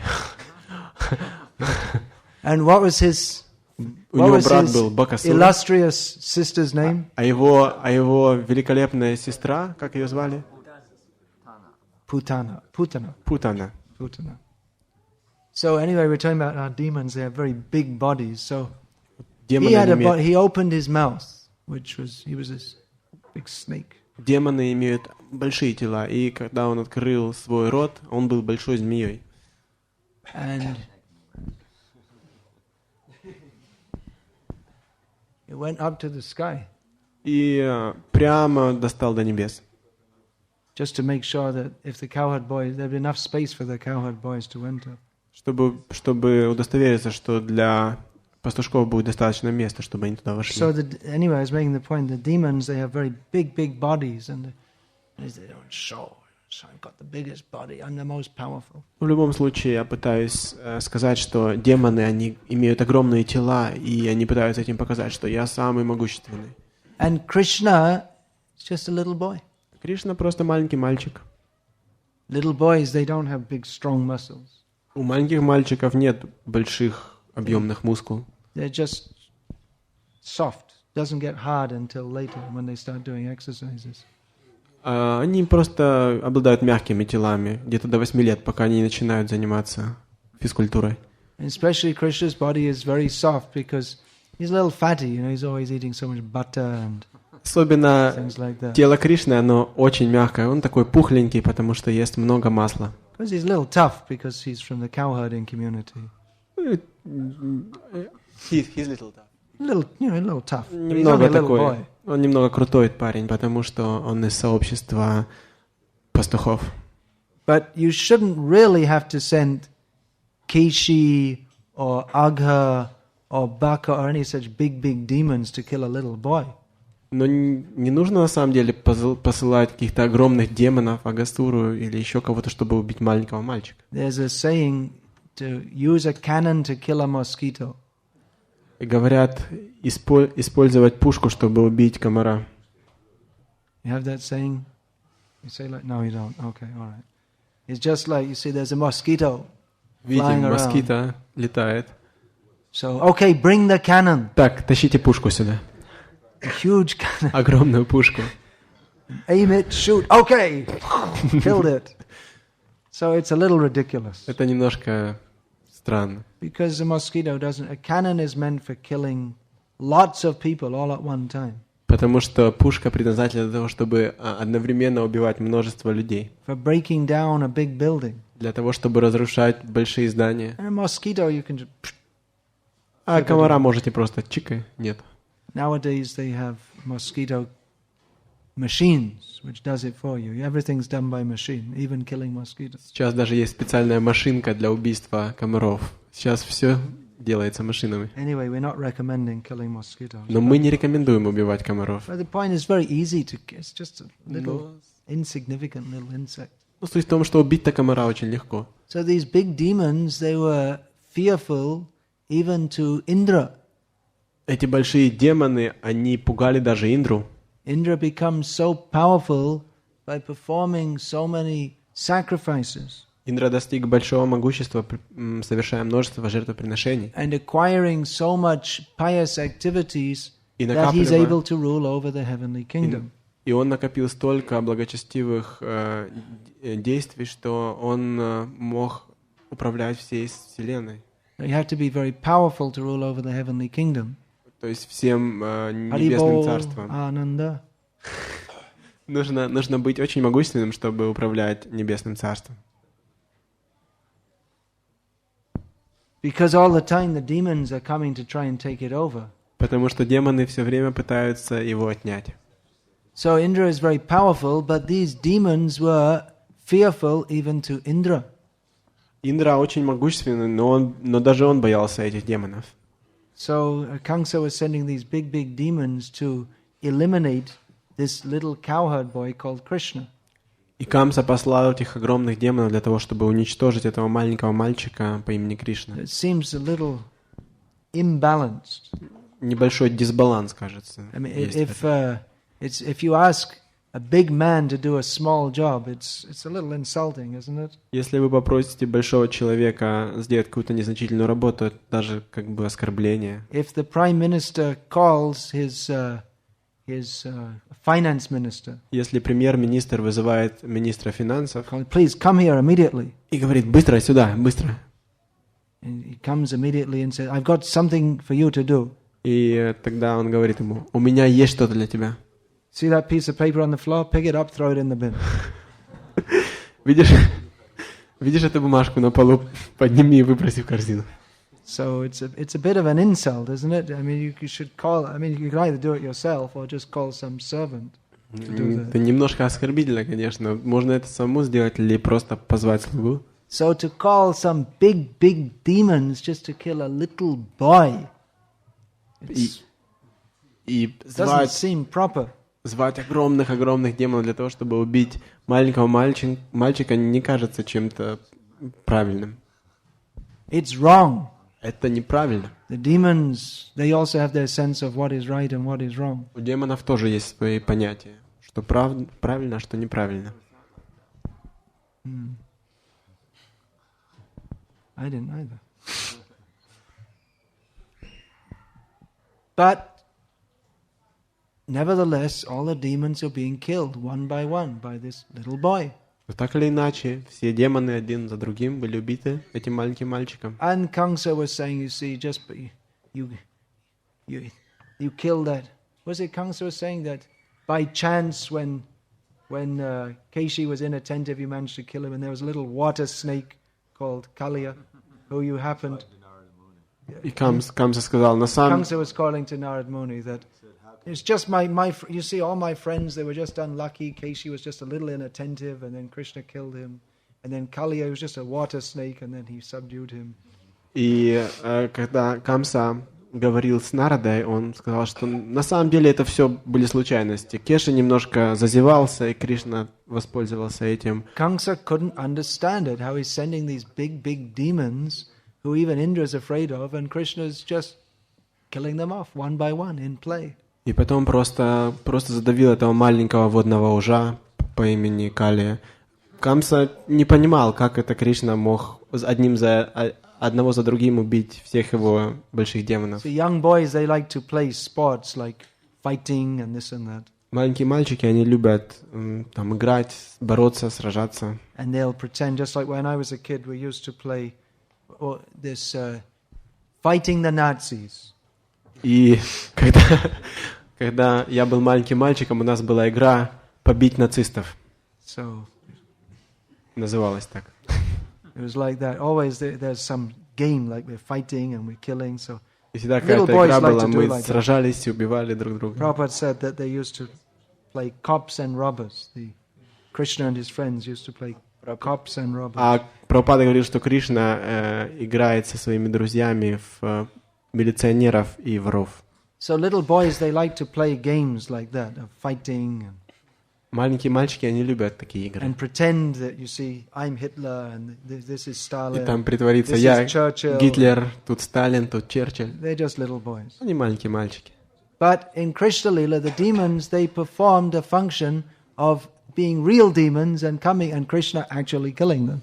Но в Кришна-лиле эти демоны, они играют роль настоящих демонов, и они действительно приходят, и Кришна действительно их убивает. So that's their daily sport. Это его ежедневная зарядка. One demon before lunch and one after lunch. Один демон перед завтраком, другой после завтрака. And nighttime Rasa Lila.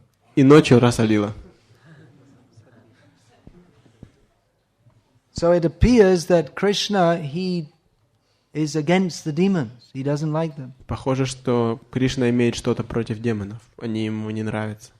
But actually everyone gets what they want and what they deserve. Но на самом деле каждый получает то, что он хочет, то, что он заслуживает.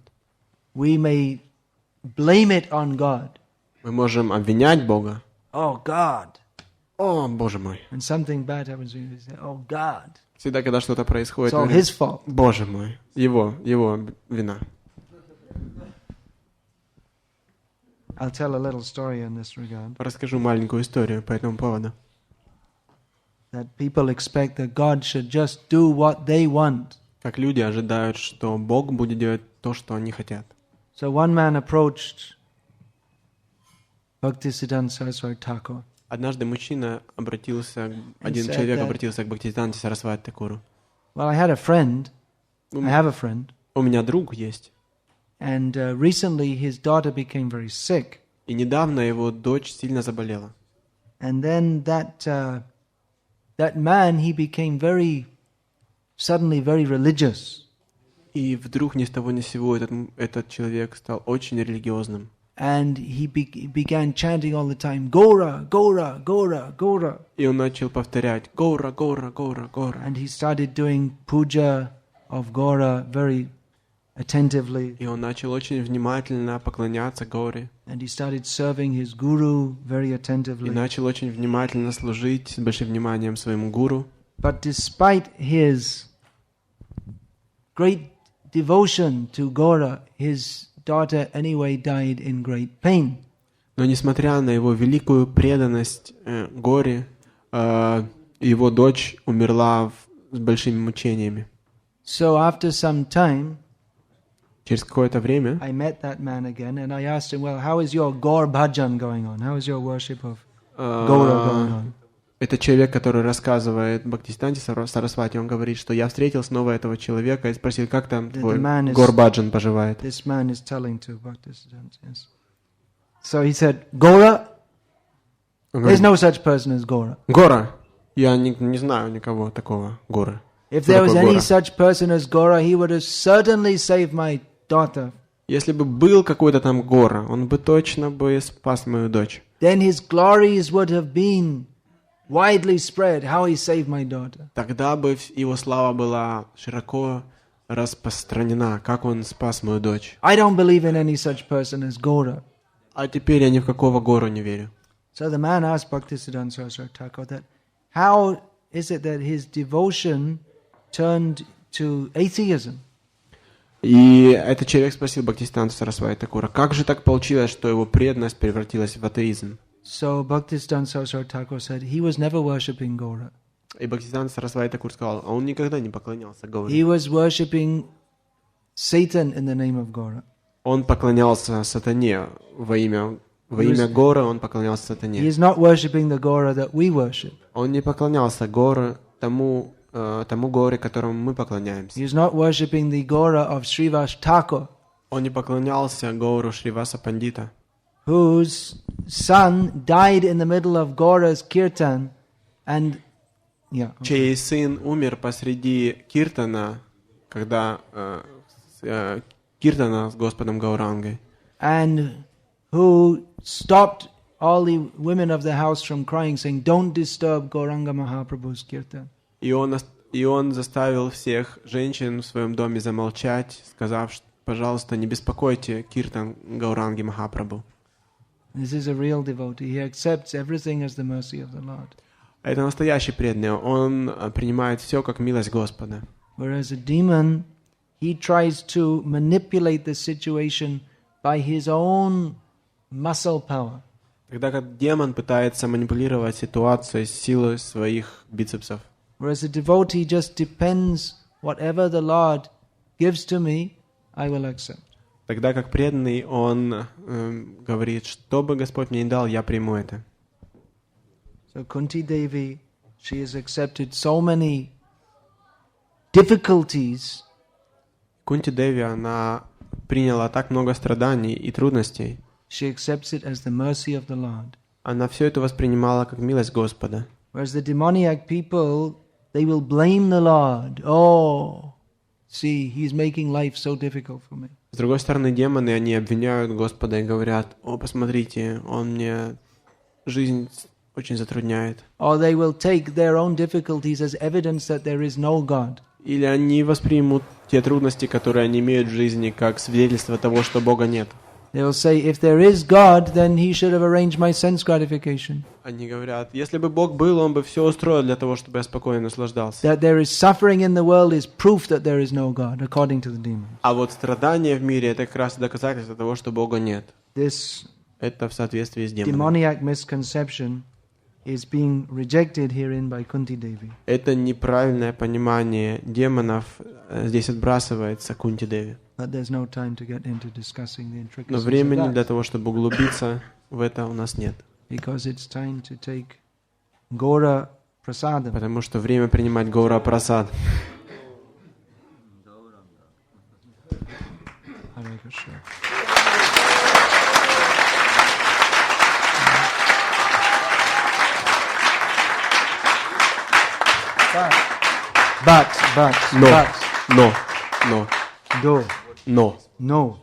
No means no.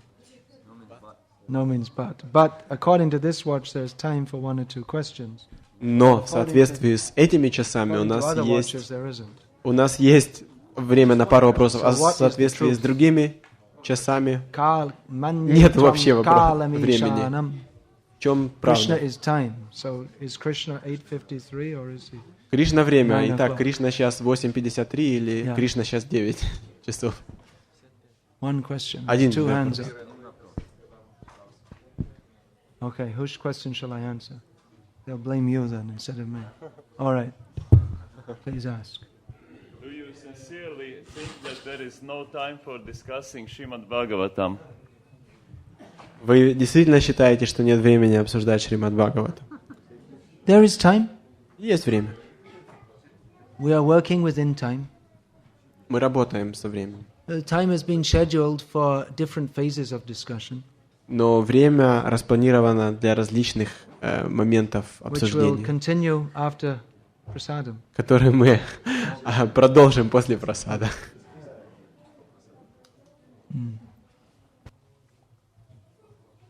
Yes, please. Вы рассказывали о демонах более таких, как бы демоничных формах, появляется и которые можно заметить сразу. You were telling about the demons in more demoniac forms, whom you can immediately recognize. Yeah. Тонких формах, But когда how to recognize them if they have more subtle? твое внутреннее подсказывает тебе и не может распознать его силу и как бы, не может сразу открыть тебе его природу, а ты его You cannot понимаешь даже сперва как recognize him from within. человека духовного. And you at first recognize him as a very merciful spiritual personality. How should we behave in such The symptoms are given in Shastra. cases? Симптомы демонов описываются в шастре. Sometimes the demons, they appear very beautiful. Иногда демоны очень красивы. Putana appeared in a very beautiful form at first. Путана сначала появилась в очень прекрасной форме. It's a common misconception among materialistic people that if a woman is very beautiful, she must be very nice character. Это типичное неправильное понимание материалистов, что если женщина очень красива, она должна быть также очень с хорошим характером. On this basis, Mohini Murti fooled the demons. На этой основе Мохини Мурти ввела в заблуждение демонов. So the symptoms are given in Shastra. Симптомы приводятся в шастрах. What are the demoniac symptoms? Какие? То есть эти демонические симптомы. Summary, there's a verse summarizing them all. Dambho darpa vimanascha, krodha parusham evacha, agyana cha bijatasya, partha sampadam asurim. И этот стих, он сводит все эти симптомы воедино. The dambha, darpa, abhiman, they're similar terms. Дама, дарпа, Pride, абхиман. conceit, arrogance. Conceit, well, it means it's something like pride. It means to have a smug kind of self-satisfied way of thinking of yourself as great. Гордость, самодовольство, жадность, самодовольство. There are different subtle kinds of pride. Есть много разных тонких. And krodha means anyway. Кротха значит гнев. Krodha means unnecessarily angry nature. Это значит гнев без причины. Parusha means nastiness, nastily speaking. Парушам значит злоба, злобные речи. Just nasty. Просто злобный человек. Just parasukha dukhi and paradukha sukhi. Taking pleasure in others' displeasure and being unhappy in others' happiness. Есть парадука суки. Это тот, кто получает удовольствие в несчастьях других. You see, some people they take pleasure in giving pain to others. Есть люди, которых называют садисты, And они наслаждаются болью других. Sadist. Yes. Садисты. Sadistic, nasty. Злобные. So agyana, lacking of spiritual knowledge, genuine spiritual knowledge. Агьяна — это недостаток истинного духовного знания. So these are the symptoms of demoniac persons. Это симптомы демоничной личности. It can be difficult to understand. One has to be very astute, actually. Может быть сложно сразу понять, поэтому нужно быть достаточно образованным для этого. Because sometimes in Kali Yuga especially, demons, they dress as devotees. Потому что часто, иногда в Кали-югу демоны, они рядятся в преданных.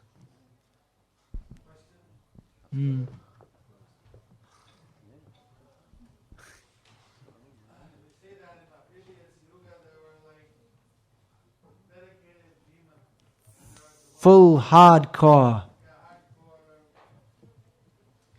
No doubt about what they are. Real demons.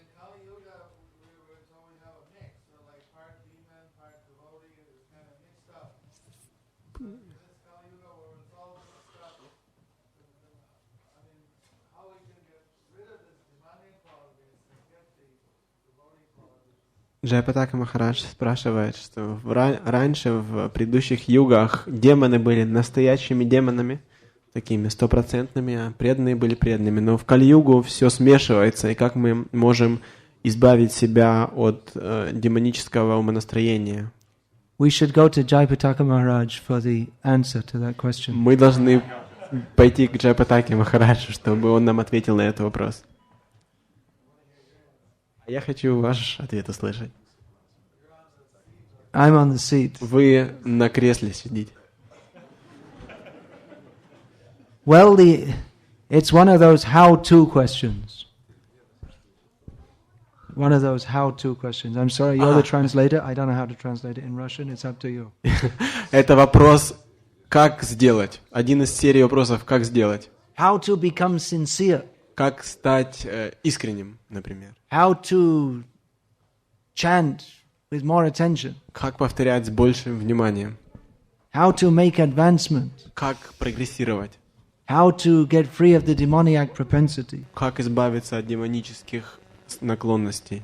So basically the process that's been given to us by Prabhupada and all the acharyas is how to stop being a demon and start being a devotee.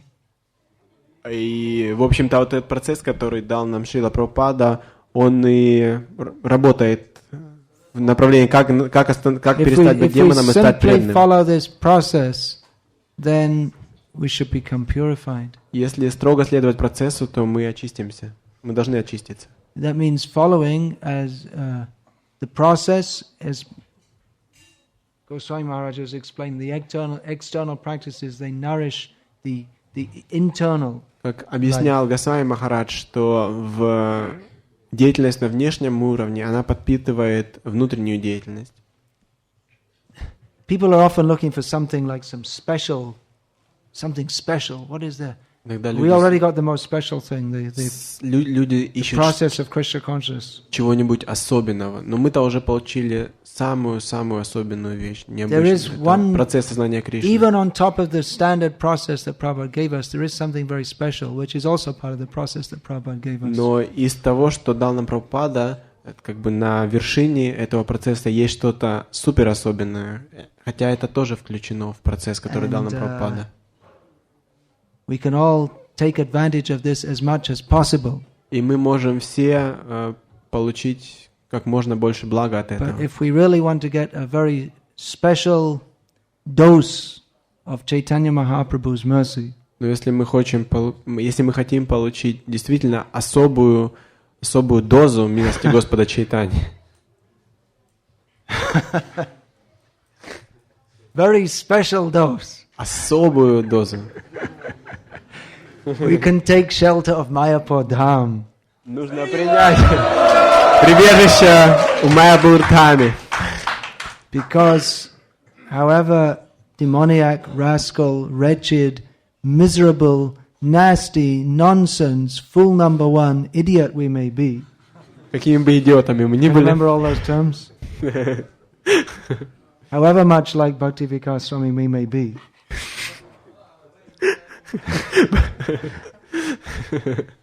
Somehow or other, if we make the desire, I must go to Mayapur Если мы загоримся желанием, я должен поехать в Майяпур, and do so.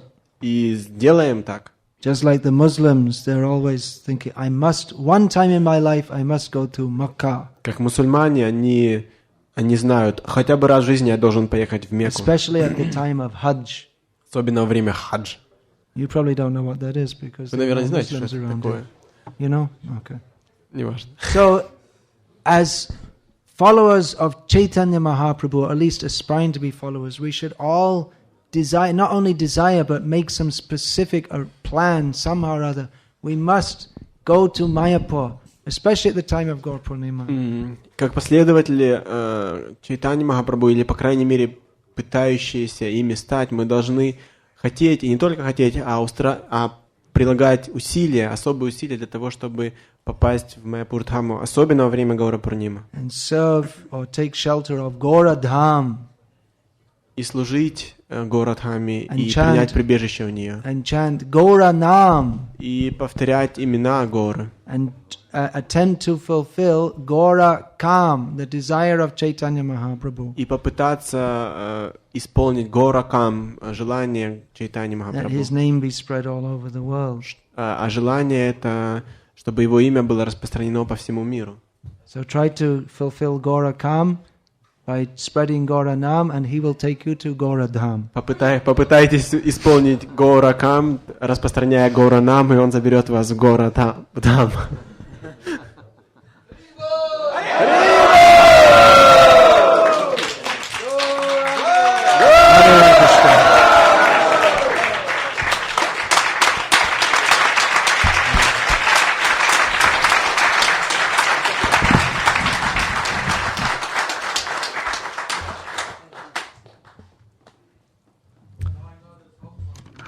There's hope for all of us, despite У всех есть надежда. У всех however есть надежда. rotten, wretched, miserable we may be. Насколько Chaitanya бы Mahaprabhu is very, very kind. мы бы не были прогнившими, несчастными. Чайтанья Махапрабху милостив ко всем. Харе Кришна. Махарадж ки джай. Amen. Iti namene.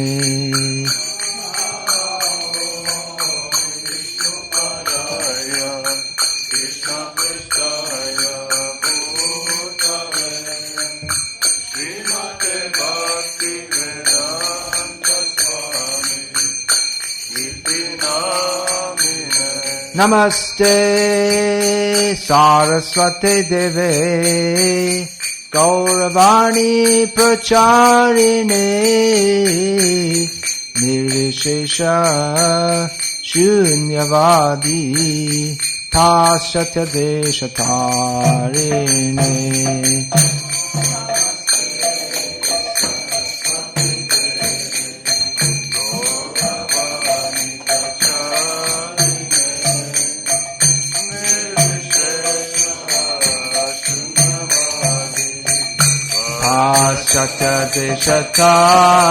Deshatarine Shri Krishna Chaitanya Prabhu Nityananda Shri Advaita Gadadhar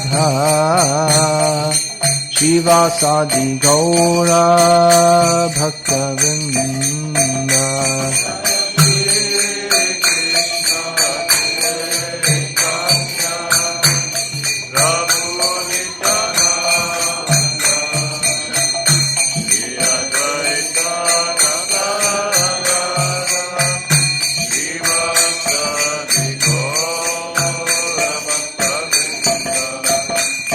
Jaya Shri Krishna Chaitanya Prabhu Nityananda Shri Advaita Gadadhar Shivasadi Gaura Bhaktavinda.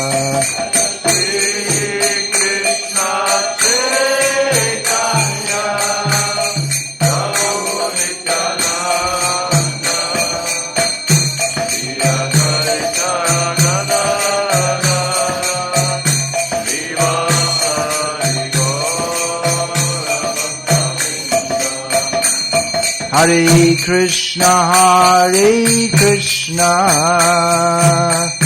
Krishna Krishna, Hare Hare, Hare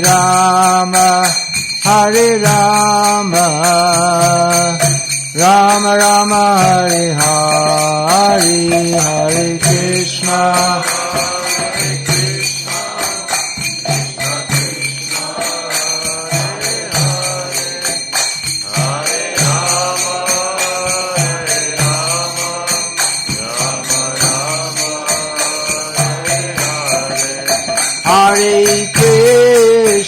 Hare Krishna, Krishna Krishna, Hare Hare, Hare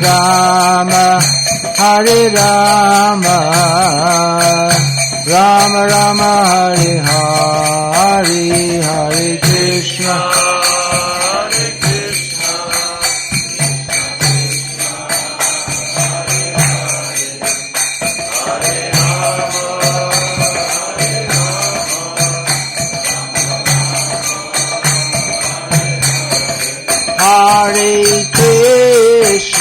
Hare Krishna, Krishna Krishna, Hare Hare, Hare Rama, Rama Rama, Hare Hare.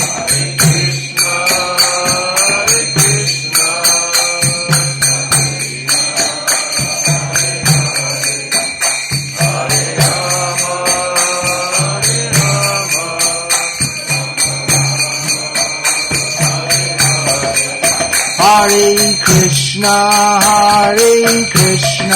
Krishna Krishna, Hare Hare, Hare Rama,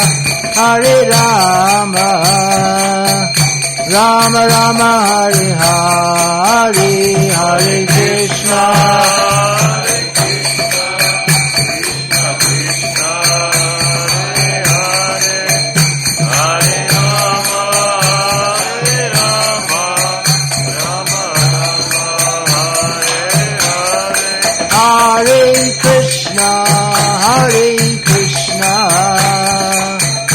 Krishna Krishna, Hare Hare, Hare Rama, Rama Rama, Hare Hare, Hare Krishna. Hare Krishna, Krishna Krishna, Hare Hare, Hare Rama, Hare Krishna, Krishna Krishna, Hare Hare, Hare Rama, Rama Rama, Hare Hare.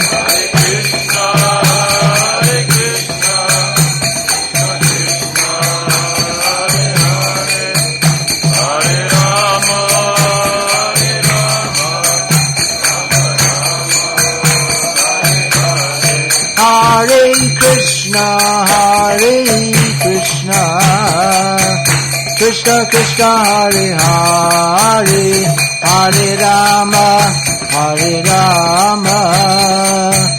Rama Rama, Hare Hare. Krishna Krishna, Hare Hare, Hare Rama, Rama Rama, Hare Hare. Hare Krishna, Krishna Krishna, Hare Hare, Hare Rama, Rama Rama, Hare Hare.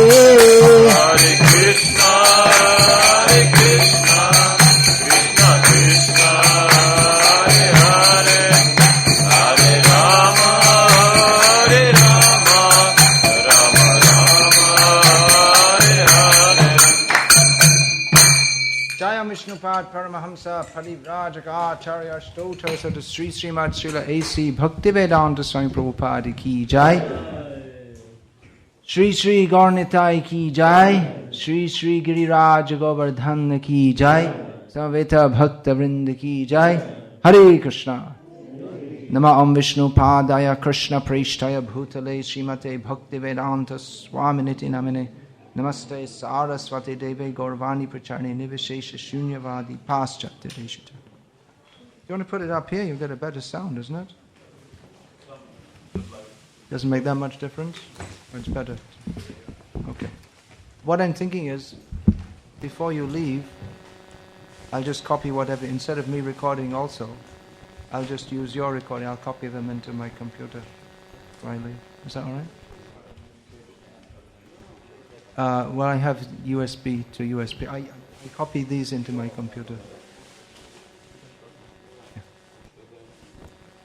Om Jnanatimirandhasya Jnananjana Shalakaya Chakshurin Militam Yena Tasmai Shri Gurave Namaha Vandeham Shri Guru Shriyata Padakamalam Shri Guru Navaishnavangscha Shri Rupam Sagrajatam Sahagana Raghunatan Vitam Tam Sajivam Sadvaitam Savadhutam Parijana Sahitam Krishna Chaitanya Devam Shri Radha Krishna Padan Sahagana Lalita Shri Vishakhan Vitamscha Shri Krishna Chaitanya Prabhu Nityananda Shri Advaita Gadadhara Shri Vasadi Gaura Bhakta Vrinda Hare Krishna Krishna Krishna Hare Hare Hare Rama Rama Rama Hare Hare. Continuing the seminar on Dharma, what it is and how it affects devotees in its relevance to devotees in the present day. Продолжаем семинар по Дхарме, что это есть и как это влияет на преданных. Today I want to speak on a important related subject. Сегодня я хочу поговорить о важной, связанной теме, which is the importance and meaning of following Guru, Sadhu and Shastra. То есть важность следования гуру, садху и шастрам. So in Vedic society there are karmis, gyanis, yogis and devotees, bhaktas. В ведическом обществе есть карми, гьяны, йоги и бхакти или преданные. But they all have in common that they at least verbally subscribe to the principle of following Shastra. Но у них всех общее то, что они хотя бы теоретически подписываются следовать Дхарме. One who doesn't follow Shastra is simply called a demon. Тот, кто не следует шастрам, просто называется демон. As is described by Lord Krishna in Bhagavad Gita. Как Господь Кришна это говорит в Бхагавад-гите. Pravriting cha nivriting cha janana vidura suraha. Persons who do not know what is proper to do and what is not proper, they are described as demons. В Бхагавад-гите говорится, что люди, которые не знают, что надо делать и что не надо делать, называются демонами. And as Krishna further says in the same chapter, Tasmat chastram pramanam te karya vyavastitaho gyatva shastra vidhanoktam karyam karma iharhasi. That one should therefore act according to Shastra, knowing what is proper and what is not proper according. One should know what is Shastra and act accordingly. Дальше в той же самой главе Кришна говорит, что человек поэтому должен знать, какова Дхарма, и что надо делать, что не надо делать, и, соответственно, следовать этому. So Shastra is for guiding everyone in human society. Шастры направляют каждого в человеческом обществе. Human society doesn't mean Lithuanian society or American society or even Indian society. Людское общество не означает только Литва, только жители Литвы, жители Америки или другой какой-то страны. You may be surprised. Not even Indian society, no. Может быть, даже индийское общество, но нет, не только индийское. Just like we hear here the sounds of various Indian instrumental music being played. That is simply calming music for sense gratification. Just because it comes from India, it might be more cultured than the Rolling Stones, but it's not got nothing to do with Krishna consciousness. Здесь мы, например, слышим разные индийские музыкальные инструменты, которые звучат с нашего CD, но поскольку из-за того, что они идут из Индии, это еще не означает, что они что это ведические, что они ближе к Богу. Они, может быть, более культурные, чем Rolling Stones, но, тем не менее, это материальная кармическая музыка. So we should know what is proper and what is not proper according to Shastra. Мы должны знать, что подобает, что не подобает по шастрам.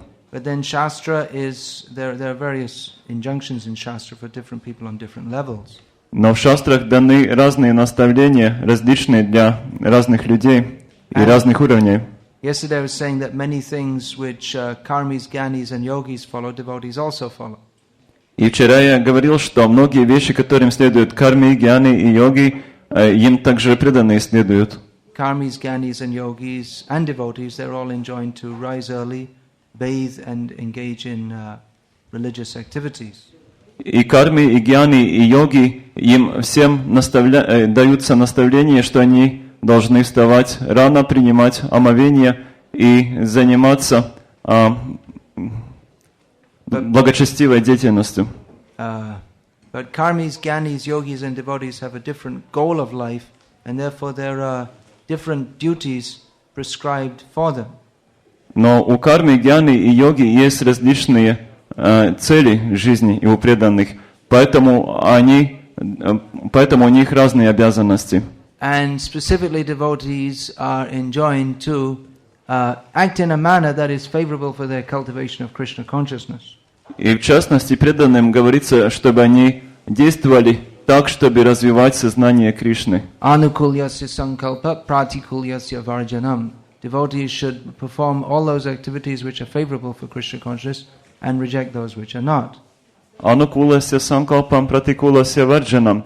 Преданные должны исполнять те действия, которые благоприятны для сознания Кришны, отвергать те, которые неблагоприятны. How is that to be understood? What is favorable and what isn't? Как это надо понимать, что благоприятно, что неблагоприятно? That has to be understood according to Shastra. Понимать это надо в соответствии с шастрами. And thus the specific injunctions which are suitable for devotees have been compiled by our acharyas. Таким образом, те специфичные наставления, которые относятся на преданных, обобщены нашими ачарьями. Nana Shastra Vicharanayika Nipuno Saddharma Samsthapako. The 6 Goswamis of Vrindavan are worshipped because they combed through all the different shastras and took out those parts which establish Saddharma, actual Dharma, Atma Dharma, Krishna consciousness. 6 Госвами Вриндавана поклоняются потому, что они прочесали через все шастры и выбрали те наставления, которые относятся на Атма-дарму или Саддарму или сознание души, сознание Кришны.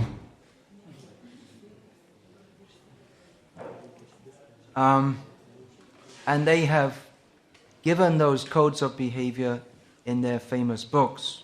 И они дали эти правила поведения в своих известных книгах. Specifically, в частности, Bhakti Rasamrita Sindhu, Shri Upadeshamrita, Hari Bhakti Vilas, Shatkriya Saradipika. These are the 4 books of the 6 Goswamis which specifically concern Vaishnava behavior.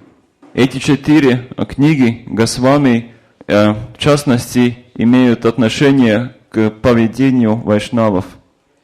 So these books, they give directions on specifically on how a devotee should behave. Они в особенности дают наставления, как преданные должны вести себя. However, that doesn't mean that devotees they just completely reject all other books of behavior. Но это не означает, что преданные полностью отвергают все остальные книги по этикету. For instance, in Hari Bhakti Vilas, we won't, or anywhere, I've not seen anywhere in Shastra where it actually describes how one should perform archaman. Например, в Харе Бхакти Виласе, и на самом деле нигде в другом месте я тоже не видел наставлений, как совершать арчану. In all details, archamanam. Ачаман, то есть я не видел деталей, как совершать ачаман. It's just such a It's just such a part of day-to-day life in Vedic culture that you're taught that. You're shown how to do. Just like there's no taught how to make chapatis. It's something that you're shown how to do. Это просто такая составляющая ежедневной жизни, что это вам просто показывает в ведической культуре, как совершать ачаман. Про это не пишут в книгах, подобно как не пишут, как испекать чапати. So many things are also to be taught personally. It's not that you just simply learn everything from books. Также многие вещи надо показать лично, чему нельзя научиться от книг. Vedic life should be based on that which is in books, specifically Shastra. Ведическая жизнь должна быть основана на том, что в книгах. But we have to be taught that personally also. Но нам также надо лично это показать. And there are variations, there are varieties on how different devotees behave according to their different sampradayas.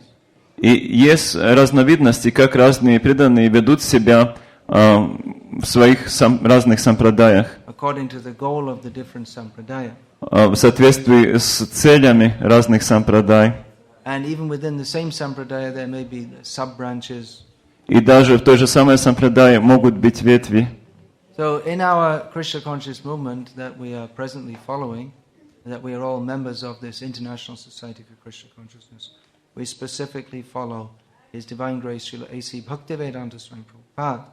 В этом движении сознания Кришны, в котором мы сейчас находимся, мы следуем наставлениям A.C. Бхактивиданты Свами Прабхупады. We are known as followers of Srila Prabhupada. Мы являемся следователями Шрилы Прабхупады. But actually we should know what it means to follow. Но мы должны понимать, что означает следовать. To follow, you should know what He has given us to follow. Чтобы следовать, мы должны знать, что нам дали, чему надо следовать. Simply to identify oneself as a follower doesn't necessarily make one a follower. То, что вы себя обозначаете как следователя, не обязательно вас сделает следователем. First of all, one has to know what there is to follow and then actually follow it. Человек также должен знать, чему надо следовать, и потом действительно следовать.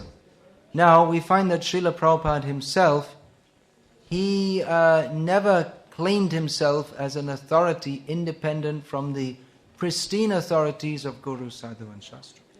Мы видим, что Прабхупада никогда себя не представлял как независимого авторитета, независимо от великих учителей Гуру Сампрадаи. And Prabhupada himself stressed so many times that we have to follow Guru, Sadhu and Shastra. И Прабхупада сам так много раз повторял, что мы должны следовать Гуру, Садху и Шастрам. And he gave the example that I myself, whenever I say anything, I cite the authority of Guru, Sadhu and Shastra. И он сам давал пример, что любой раз, когда я говорю что-то, я цитирую Гуру, Садху и Шастры. The center of all these is Shastra. А центром всего этого являются Шастры. Guru means one who speaks according to Shastra. Гуру означает тот, кто говорит в соответствии с Шастрами. Achinoti hi shastrani.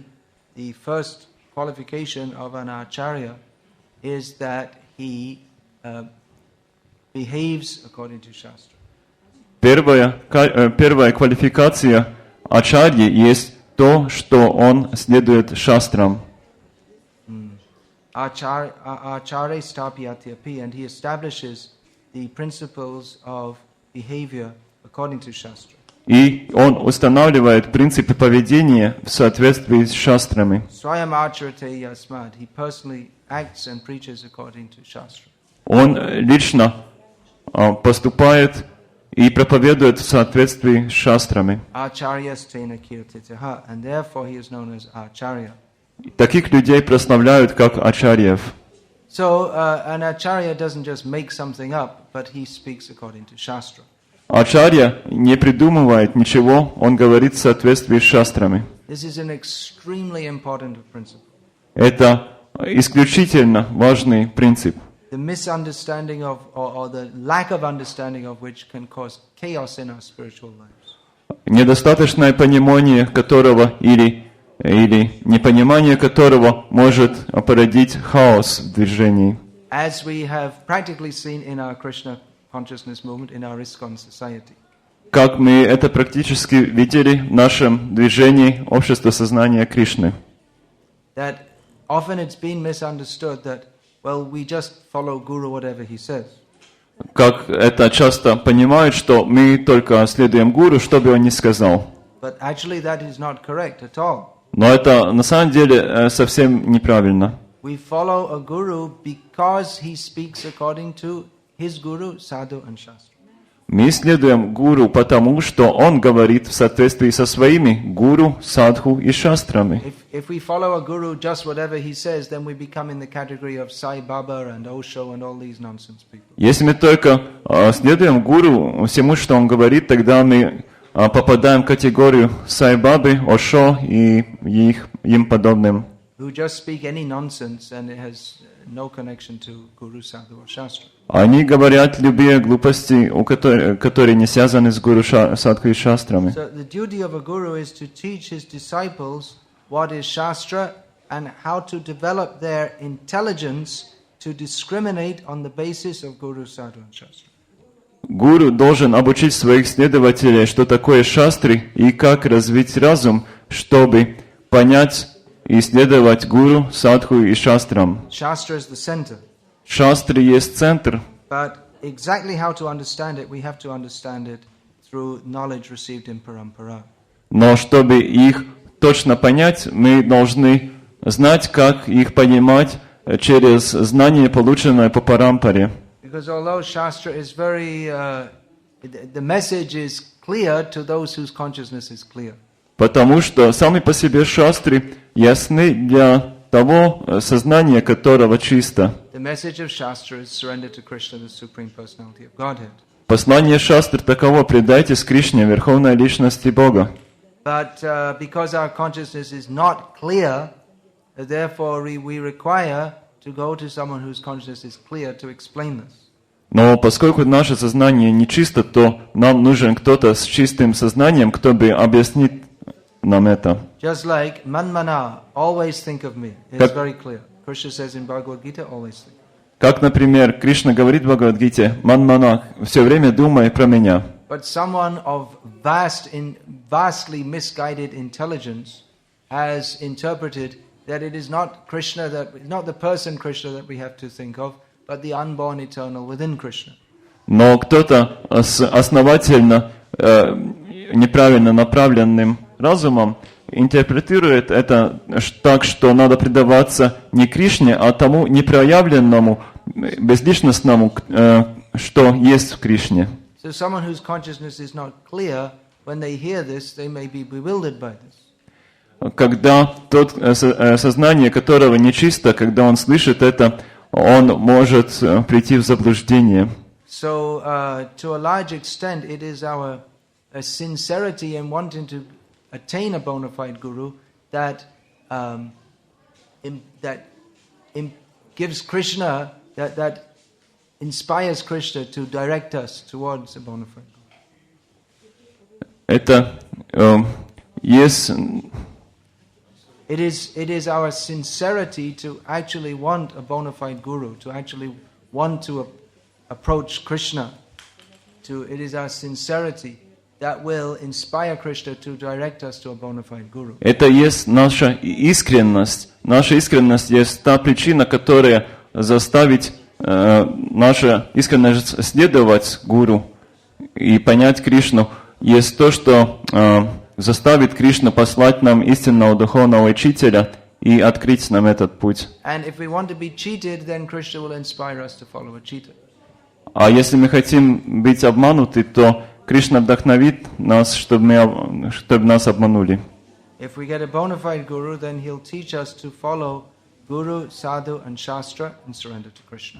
Если мы искренне и хотим истинного гуру, тогда нам дадут гуру, который научит нас следовать гуру, садху и шастрам. So Shastra is the center. И так шастры есть центр. But we have to find that person who is explaining Shastra according to its actual message as received in parampara.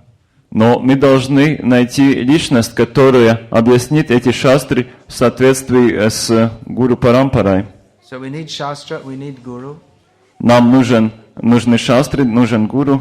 And we also need sadhu. Sadhu means that there's the whole parampara, and the guru just doesn't make up his own interpretation of shastra, but he follows the parampara understanding.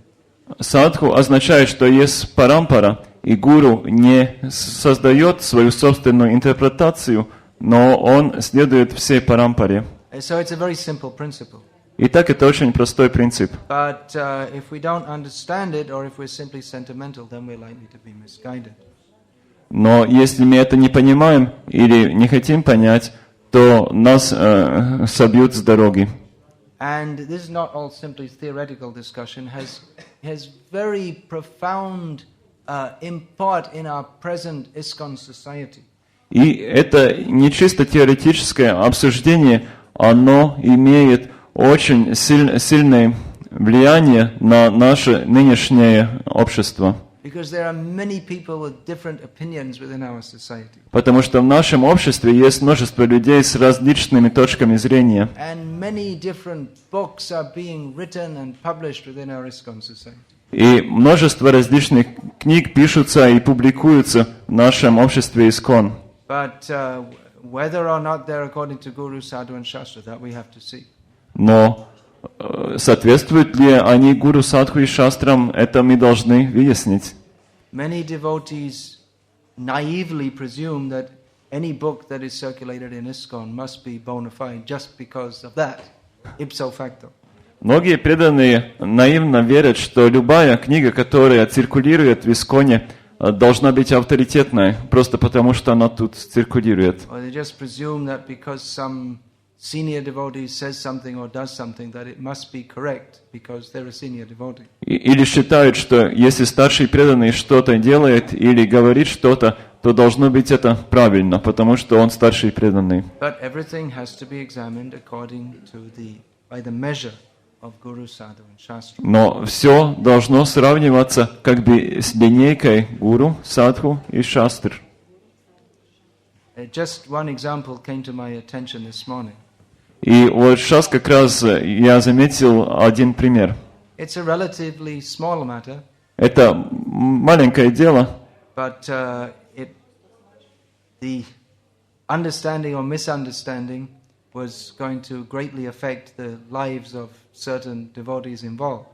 но понимание или непонимание этого повлияет очень сильно на некоторых связанных с этим преданных. So I was told that one devotee is engaging another devotee as a servant. Мне сказали, что один преданный занимает другого как слугу, And that this is wrong. и это неправильно. So I asked, well, what's the praman according to Guru, Sadhu and Shastra? И я спросил, каковы доказательства, какова прамана в соответствии с гуру, садху и шастрам. So I was told that so-and-so said so in a class 10 years ago. И он сказал, что такой и такой 10 лет назад где-то в лекции сказал это. So my reply was that so-and-so Devi Dasi may be a very senior devotee, but she's not Vyasadeva. What is the praman? Но мой аргумент был, что такая Деви Даси, она может быть очень зрелым преданным, но она не Вьясадева. Так какая же прамана? Because I read in Chaitanya Charitamrita that Srivas Thakur, he was a very dear devotee of Chaitanya Mahaprabhu, was one of the Panchatattva. He kept servants in his home and they were all devotees. Потому что я читаю Чайтанья Чаритамрите, что Шриваса Такура, он был дорогим преданным Господа Чайтани, и он держал дома слуг, и все слуги там были преданные. So there's an example of something which goes against this theory. Это есть пример, как что-то может не соответствовать теории. We don't find that Chaitanya Mahaprabhu told Srivas Thakur that now you should become a communist. Мы не находим, что Господь Чайтанья сказал Шривасе Такуру, ты должен стать коммунистом. But he gave love of God to all. Нет, Shiva's Thakur and all the members of his family, он давал and любовь к even the Богу dogs and cats. who were всем, his. Шивасе Такуру и всем членам его семьи, даже кошкам и собакам. So, of course, it's not that one devotee should exploit another, but in human society there are different social gradations of people, and just like King Maharaj Prataparudra socially, he was superior to others, but as devotees they're all equal, but there are different social levels. Это не так, что один преданный должен эксплуатировать другого, но есть различные социальные сословия. И, например, Махарадж Пратапарудра, он в социальном отношении был выше многих других. So you could say that's a relatively minor point. Можно сказать, что это такой незначительный аспект. Now, another thing is there are many books being circulated within ISKCON. И другая вещь, то, что в Исконе циркулируют многие книги. But whether they're all actually conducive to people's spiritual advancement, and whether they're all according to Guru, Sadhu and Shastra, that is questionable. И способствуют ли все они духовному прогрессу личности, и соответствуют ли они все Гуру, Садху и Шастрам, это можно сомневаться в этом. For instance, we see that our acharyas, they are very cautious in the matter of rasa shastra, of books concerning very high topics of Krishna's intimate pastimes. They're very cautious about these. They're not meant for wide circulation. Например, мы видим, что наши ачарьи были очень осторожны относительно раса шастр, книг, относительно очень возвышенных тем. Таких книг немного, и их распространение очень ограничено. I brought this matter up with the publisher of several. He repeatedly brings out books which are on a very, very high level. Я поднял эту тему в дискуссии с одним издателем, который постоянно издает книги очень-очень высокого уровня. Very intimate pastimes. Очень сокровенные игры. So I said, well, these books are written by our acharyas. Он говорит, эти книги писали наши ачарьи. But then my reply was that, but they didn't print them and distribute them very widely to everyone and anyone. Но я говорю, что они не печатали эти книги и не распространяли широко всем и каждому. Our other acharyas, like Bhakti Thakur, he said it's better that all the rasa shastras have been so much misused and misunderstood. It's better they're all taken out of the world. That would be more auspicious for the world. Наши ачарьи, как Бхактивинода Такура, он говорит, что все эти раса шастры, они настолько злоупотребляются, что было бы лучше для мира их всех вынуть из оборота. We get people who are not at all qualified reading such books and then thinking of it as some sex literature or imagining themselves to be some kind of gopi or something when they haven't even understood the beginning of Bhagavad Gita. Потому что всех видов неквалифицированные люди читают эти книги и считают это секс-литературой или начинают представлять себя какими-то гопи. Now there's also a historical fact that many books were written in Bengali in the 19th century, which the authors pretended that they were ancient books. They were books written around the time of Chaitanya Mahaprabhu. И также не секрет, что в XIX веке в Бенгалии было написано очень много книг, авторы которых притворялись, что это как бы древние книги, написанные во времена Чайтаньи Махапрабху.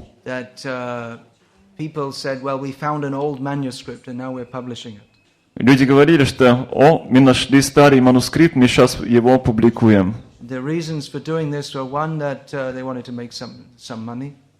Причина этому были то, что они хотели заработать денег, продавая эти книги.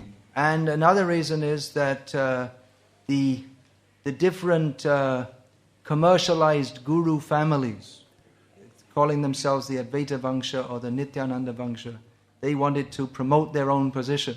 И другая причина есть то, что различные гуру-вамши, которые называют себя члены семьи Адвайты или Нитянанды, что они хотели прославить свое собственное положение. So you can't prove that they weren't written a long time ago.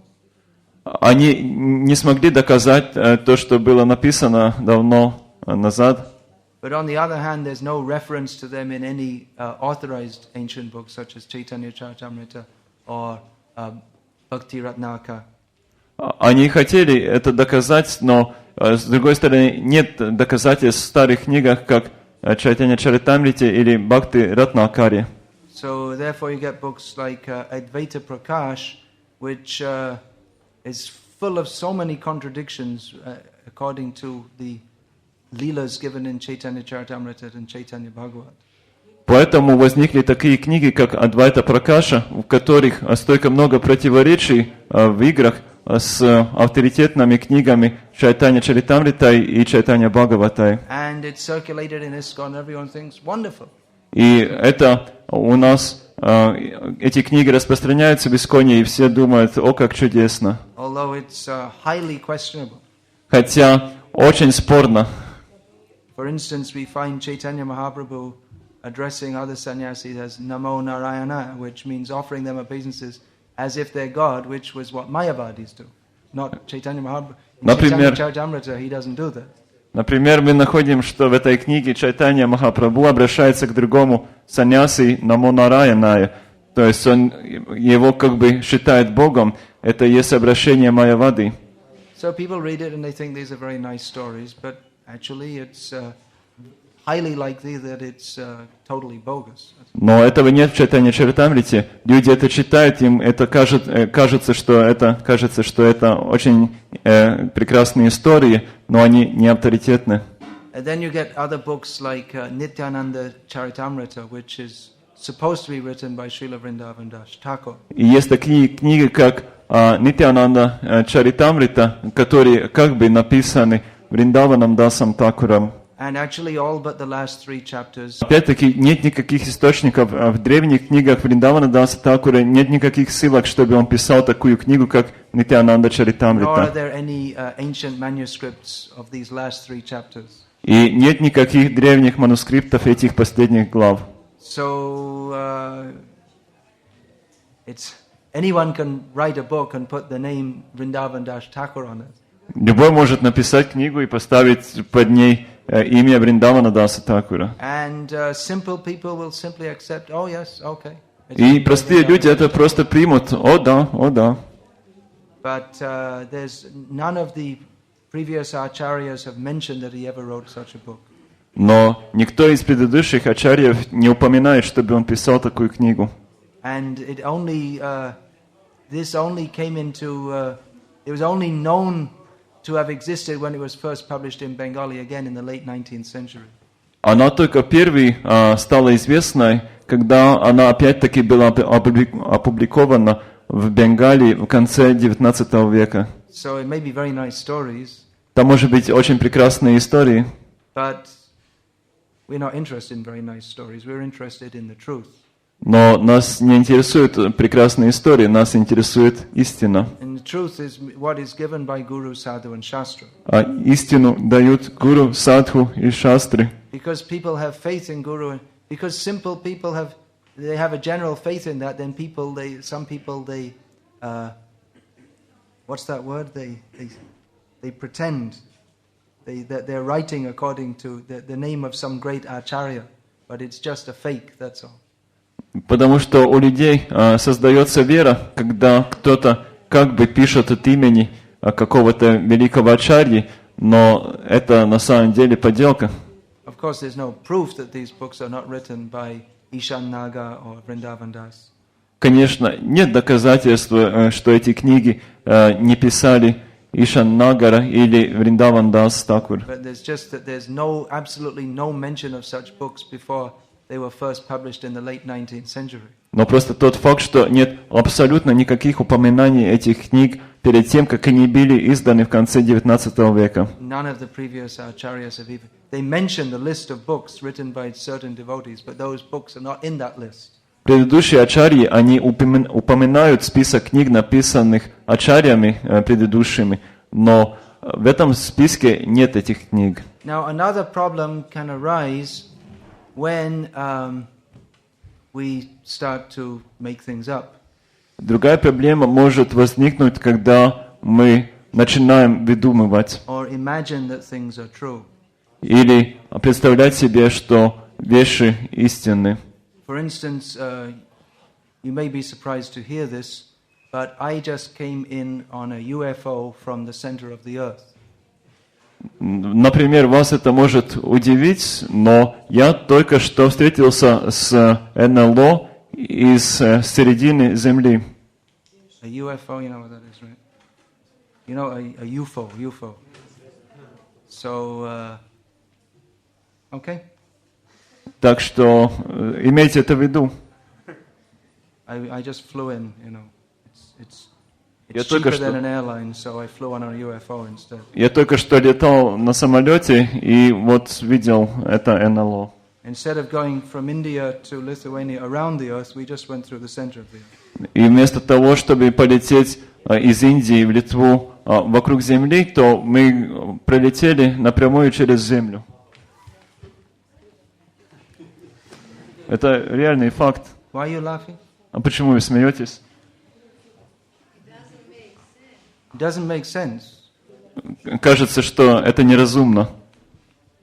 Well, there is a book circulated in our society by a senior member, which states that these motherships are real and they come from the center of the earth. Почему? Есть в нашем обществе книга, которую написал старший преданный, она распространяется. Там написано, что эти корабли существуют, и они исходят из середины Земли. Not maybe or probably or possibly, but they actually do. Не, Fact, unquestionable. не то, что может быть, возможно, не исключено, но без каких-то споров говорится, что это так, факт. And in the book, the author says that I get this knowledge. I mean, it's supposed to be knowledge from communion with a higher platform of consciousness and knowledge from a previous birth. И автор этой книги говорит, что это знание, он это называет знанием, это знание я получил от существа с более высоким сознанием, с которым я связался, и также от своей предыдущей жизни. So this is actually written by one of the initiating gurus in our movement. На самом деле это написал один из гуру, дающих посвящение в нашем движении. So shouldn't we accept it? He's a guru. Так не принять ли нам это? Он гуру. That's what I asked him. Поэтому я спрашиваю. That people think, well, we should just accept it because the guru said it, but actually guru also has to speak according to guru, sadhu and shastra. Людям кажется, что надо это принимать, потому что это гуру сказал. Но гуру тоже должен говорить в соответствии с гуру, садху и шастрам. So whoever it may be, if they talk things which are not verifiable by guru, sadhu or shastra, we should not accept it. Поэтому даже если он гуру, если он пишет вещи, которые не соответствуют, нельзя проверить по шастрам гуру и садху, то это не должно приниматься. So when I discussed this with him, he said that Bhaktivinoda Thakur had written certain things which were not according to Guru, Sadhu and Shastra. И когда я это с ним обсуждал, он говорил, что Бхактивинода Тхакур писал некоторые книги, которые не соответствовали Гуру, Садху и Шастрам. Which is actually a fact. In his book Krishna Samhita, Bhaktivinoda Thakur, in the first part, presented the Srimad Bhagavatam in a manner that might be attractive to mundane scholars of that period. Что на самом деле правда. В своей книге Кришна Самхита Бхактивинода Тхакура излагал Шримад Бхагаватам таким образом, чтобы это могло бы показаться привлекательным ученым того времени. The idea was to make them at least favorable to even beginning to accept Srimad Bhagavatam. Идея заключалась в том, чтобы благосклонить их хотя бы принять каким-то образом Шримад Бхагаватам. But then after that he wrote he again gave the explanation of Srimad Bhagavatam according to the devotional understanding. Но потом он опять повторно он дал изложение Шримад Бхагаватам в соответствии с преданным пониманием. And he said in the beginning of the book that the first explanation is meant for the ass-like people, and the second explanation is meant for the swan-like people. И в начале этой книги он написал, что первое объяснение было для ослов, для людей-ослов, а второе объяснение идет для людей-лебедей. Please don't put your bead bag on the floor or on your feet. Четки, пожалуйста, на пол не ставьте. You can keep them here on your hat. Лучше около сердца держать. So I countered that by saying, yes, that's true. He did that as a technique. But to date, there are people who say that Bhaktivinoda Thakur, they think that his ass-like explanation, that is the real Bhaktivinoda. Я сказал, что да, Бхактивинода Тхакур использовал такую технику, но сейчас находятся люди, которые говорят, что это объяснение для людей-ослов на самом деле правильное. So he told me that he did this just to attract a certain class of people to Krishna consciousness, people who are interested in UFOs and all these kind of things. Он сказал, что эта техника была использована, чтобы привлечь таких людей к сознанию Кришны, которые заинтересованы в разных вещах. But then I said, well, they may come to Krishna consciousness, but if they still believe all that stuff, then then at what point do you tell them that actually this is all nonsense? Но я возразил, что хорошо, если такие люди, может быть, эти люди придут в сознание Кришны, но если они продолжат верить этому, то какой смысл? And when you tell them all it's all nonsense, are they going to go away and try and fly away on some UFO, or are they going to stay in Krishna consciousness? Если сказать им потом, что это все была ерунда, то они просто идут и постараются построить НЛО или что-то другое. If after you pass away, if you have all these followers who think that UFOs come from the center of the earth, from the fallen continent of Atlantis, then you're simply making an upasampradaya. Что потом делать с этими людьми, которые верят, что НЛО исходят из середины Земли, из утонувшего континента Атлантида, то получается, вы создаете только новую апасампрадаю.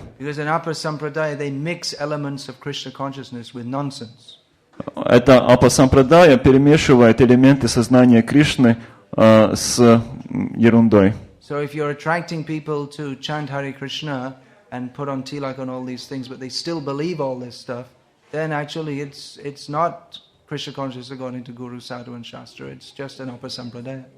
Если вы заставляете людей ставить тилаку и петь Харе Кришна, и в то же самое время верить этой ерунде, то это не есть настоящее сознание Кришны, это есть апасампрадая. And it's particularly dangerous to say that you're receiving knowledge from a communion with a level of cosmic consciousness and knowledge from previous life and present that as the means to attain knowledge, when the means to attain knowledge is to follow Guru, Sadhu and Shastra. И особенно опасно представлять, что вы получаете знания от существа с более высоким разумом через медитацию и от предыдущей жизни. И как бы говорить, что это источник знания, потому что настоящий источник знания это Гуру, Садху и Шастра. Because if you say, I have got some special cosmic knowledge which you don't, anyone can say that. Потому что если вы можете сказать, что у вас есть какое-то специальное вселенское знание, это любой может сказать. By the way, the world's going to come to an end in 3 days. А между прочим, мир должен закончится через 3 дня. You should believe me because I said so. Вы должны мне верить, потому что я это чувствую. I had a dream. У меня был сон.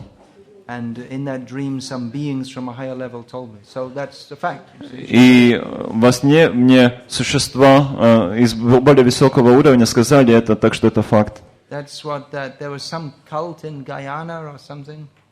They said that the world's going to end soon and Jim Jones or something like that. Был же какой-то культ в Китае, кажется, которые говорили, что мир закончит You heard of существовать. that? That was about maybe 15 years ago or something. Это было где-то 15 лет назад. There was some sect leader who said the world's going to end, and they all went to Guyana, and they all ended because they all committed suicide on his order. Вы помните, были такие люди, их лидер сказал, что мир должен перестать существовать через какое-то время, и все эти 100 или 150 последователей, они совершили самоубийство. You're feeling hot. Вам Me, жарко? this is like air conditioning. Это как охлаждение воздухом. Very cool here. So then this devotee told me, well, you know, there's Anuman, there's Pratyaksha, Anuman, and Shabda Praman. Anuman means, it actually means, it's implied knowledge. И тогда этот преданный возразил, что есть также анумана, есть анумана, пратьякша и шабда. Анумана – это косвенное знание, которое выводится. But even Anuman, Anuman, that means just like, for instance, if I'm sitting in one room and on the other side of the wall there's another apartment, and the husband and wife every day at 6 o'clock in the evening they shout at each other when he comes home from work. Например, если есть квартира и по другую сторону стены другая квартира, в которой каждый вечер в 6 часов возвращаются муж и жена, начинают спорить. So, as usual, at 6 o'clock in the evening, he comes, you hear man and woman, the sounds of what sounds like a man and woman shouting at each other from the other side of the wall. Если вы вечером в 6 опять слышите, что за стеной начинаются звуки, как будто женщина и мужчина ругаются друг с другом, And someone visiting your home and they say, "What's that?" то можно спросить, что это? And you say, "Well, it's just the next door family. They all, you know, every evening they shout at each other at this time." Если кто-то вас спросит, то вы можете сказать, это просто соседняя квартира, там эта семья каждый вечер спорят. Now, there's no actual proof that it's not actually clear that that's what's happening. На самом деле нет настоящего доказательства, что это есть то, что действительно происходит. It might be that, you know, someone else, it may be two other people who are shouting. Может быть, что кто-то другой, другие два человека спорят. It might even be a tape recording of themselves shouting at each other. Даже это может быть кассета, которая воспроизводится, как люди кричат. That we're going on holiday for a few days, but just, you know, so as not to disturb the neighbors and just to keep the routine, we'll have a cassette recording and it'll have a computer timing so that it goes off. Потому что Never они know, it's not impossible. уезжают в отпуск, и чтобы не разрушать традицию, то они записывают такую запись и ставят время по компьютеру, чтобы эта запись включалась каждый вечер, и чтобы все было как прошло. Or it might be that the husband and wife have been abducted by a starship, but the abductors from Atlantis, they put some recording there just so that you don't doubt anything.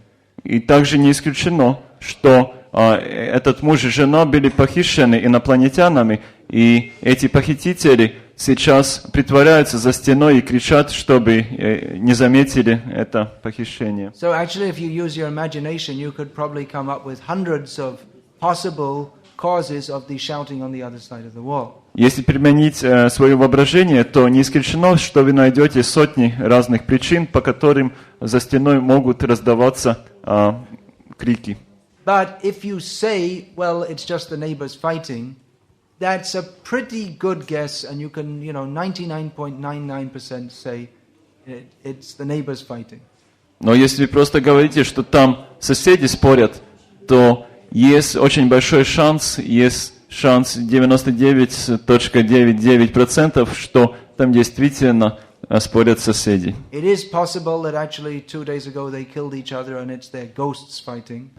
Есть, конечно, возможно, что они 2 дня назад убили друг друга и сейчас спорят уже привидения. But we wouldn't give that a 99.99% rating. Но возможность этого не 99%. We could give it a 0.0000 something. Мы можем этому дать вероятность в тысячных долях So, процента. Anuman doesn't mean that you just speak whatever comes in your head and that's accepted as evidence. Анумана не означает, что вы говорите все, что вам приходит в ум, и это принимается как доказательство. Whoever you may be, there has to be, if you make a statement that's to be accepted in a philosophical manner by sane people, then there has to be some backup, there has to be some basis of that statement.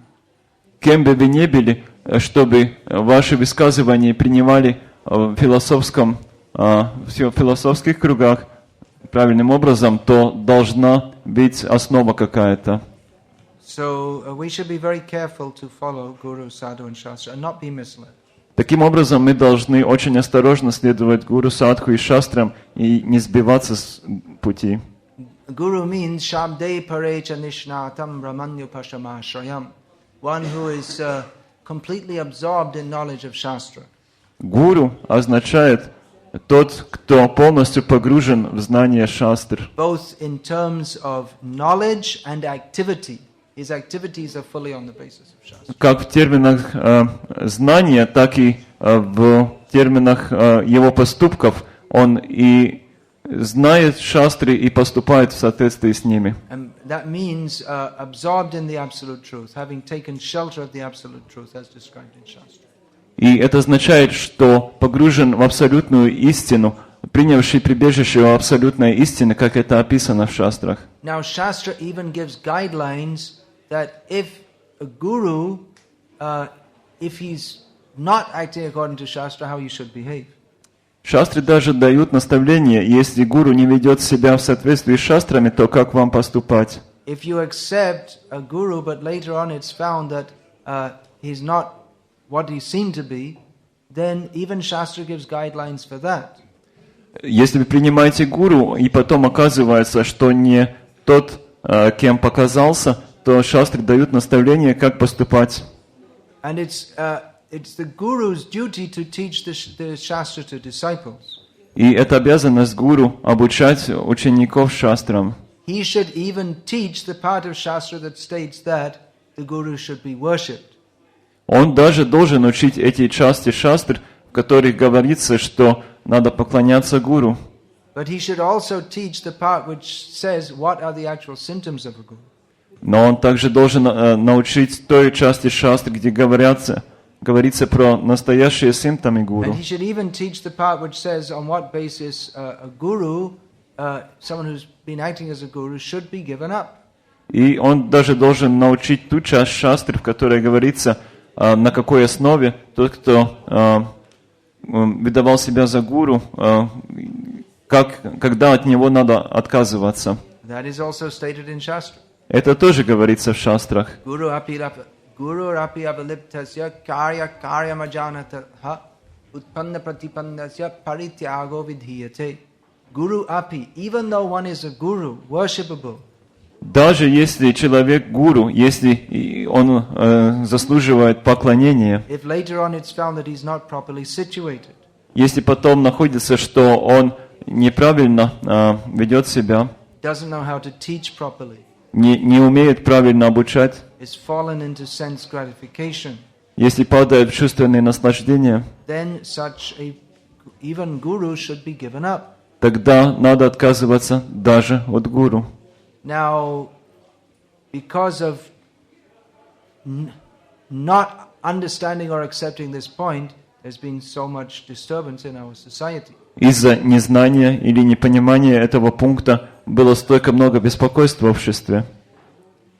That it's been seen in our ISKCON society that devotees serving in the role of gurus have somehow become more attached to the understanding of themselves as non-different from God than of thinking of themselves as servant of God. Даже до такой точки, что создалось впечатление, что наши в ИСККОНе служащие как гуру, что они развили больше привязанности к пониманию быть как наравне с Богом, чем к положению быть слугой Бога. Guru is non-different from God. That is stated in Shastra. В шастрах говорится, что гуру не отличен от Бога. Guru must be the servant of God. That is stated in Shastra. И в шастрах говорится также, что гуру – слуга Бога. So the disciple, in relation to his guru, should see him as non-different from God, as also the servant of God. Итак, ученик в отношении к своему гуру, он его должен видеть и как Бога, и как слугу Бога. And the devotee acting as guru should think of himself as the servant of the servant of the servant of God. И человек, который служит, преданный, который служит как гуру, он должен себя видеть как слуги Бога. And understand the gravity of his role to act as non-different from God by presenting the teachings of Shastra exactly as God requires them to be presented. И понять серьезно свои роли, представлять, быть наравне с Богом тем, что Он представляет знания точности в таком же виде, как Бог это хочет. The Supreme Lord, He is Vishaya Vigraha, He is the subject matter of love of God. Верховный Господь, Он Вишая Виграха, Он есть объект наслаждений. And the devotee is Ashraya Vigraha, he is the receptacle or the possessor of the love of God. Преданные это Ашрая? Ashraya, devotee. Преданный он Ашрая Виграха, он есть тот, в котором находится любовь. If the guru himself starts to mix up his own role, then he gets in a lot of trouble. Если гуру начинает путать свою роль, то у него будут большие проблемы. And if the disciples they don't detect that, then they also get in a lot of trouble. И если ученики этого не заметят, то у них тоже будут большие проблемы. So blind following is not recommended. Поэтому слепое следование не советуется. We say agyanatimirandhasya gyananjana shalakaya chakshurun militam yena tasmai shri gurave namaha. We offer our obeisances to the Guru because he opened our eyes which were darkened. Мы приносим свои поклоны гуру, потому что он открыл наши глаза, которые были слепыми. But how does he give us sight? By gyananjana, by applying the medicine or ointment of knowledge. Но как он дает нам видение через гьянаджая, через мазь знания. So knowledge means the knowledge by which we can discriminate between that which is factual and that which is not factual, according to Guru, Sadhu and Shastra. Знание означает способность различать между тем, что what is right and what is not correct, what is correct and what is not correct. Видеть разницу между тем, что правильно и что неправильно. Knowledge means not just something we learn it and we repeat it, just like in some examination. Знание означает не то, что мы запоминаем и можем воспроизвести, как, например, в экзамене. Но мы также должны это понять через реализацию и применять в своей жизни.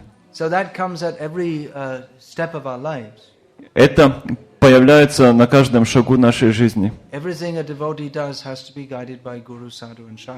Все, что преданный делает, должно направляться гуру, садху и шастрами. Yesterday I gave the example of the story that Krishna told of the Brahmin who never told a lie and went to hell. Я рассказал этот пример, который Кришна рассказал про брамана, который никогда не врал. Because he и пошел в ад. He didn't have the realization or the understanding of Dharma. Потому что он не понял Дхарму. So he thought he was following an elevated principle, but actually he was, in a certain circumstance, he should have told a lie. Он думал, что он следует возвышенному принципу, но на самом деле в некоторых обстоятельствах он должен был соврать. So what should he have done in that situation? He couldn't say, well, I'll go and see my guru. He's living on a hill 20 kilometers away. There was no time to consult his guru or anyone else. Что он мог делать в такой ситуации, потому что он не мог посоветоваться со своим гуру. Его гуру, может быть, живет за 20 километров где-то на холме, и он не мог посоветоваться с кем-то другим. So throughout life we are faced with different situations where there may not be anyone there directly to consult. Поэтому у нас тоже могут в жизни возникнуть разные ситуации, где у нас нет никого другого, с кем посоветоваться. Or even if there are people to consult, we should know that they are fixed, those people are fixed in knowledge of Guru, Sadhu and Shastra and are our sincere well-wishers. И даже если есть люди, с кем посоветоваться, то мы должны предварительно знать, что эти люди следуют Гуру, Садху и Шастрам, и мы должны знать, что они искренне наши доброжелатели. Our sincere well-wisher will not always tell us, oh yes, whatever you like to do, you do. Наш искренний доброжелатель не будет всегда говорить, о да, все, что хочешь, делай. There's no use to accept a guru if you just want someone to tell you, yes, yes, whatever you do is okay. Нет смысла принимать гуру, если вы только хотите, чтобы он говорил, да, да, все, что хотите, делайте. Then what's the meaning? Тогда какой смысл? Then if everything you're doing is okay, then you don't need a guru.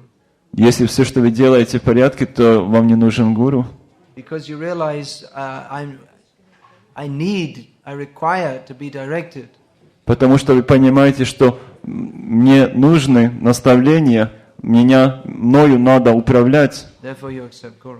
Поэтому вы принимаете гуру. But it may be that the guru or other gurujan or persons who give guidance, they're not present in a particular situation. Но может случиться, что гуру или другие люди на уровне гуру, что их нет рядом, когда вам нужен совет.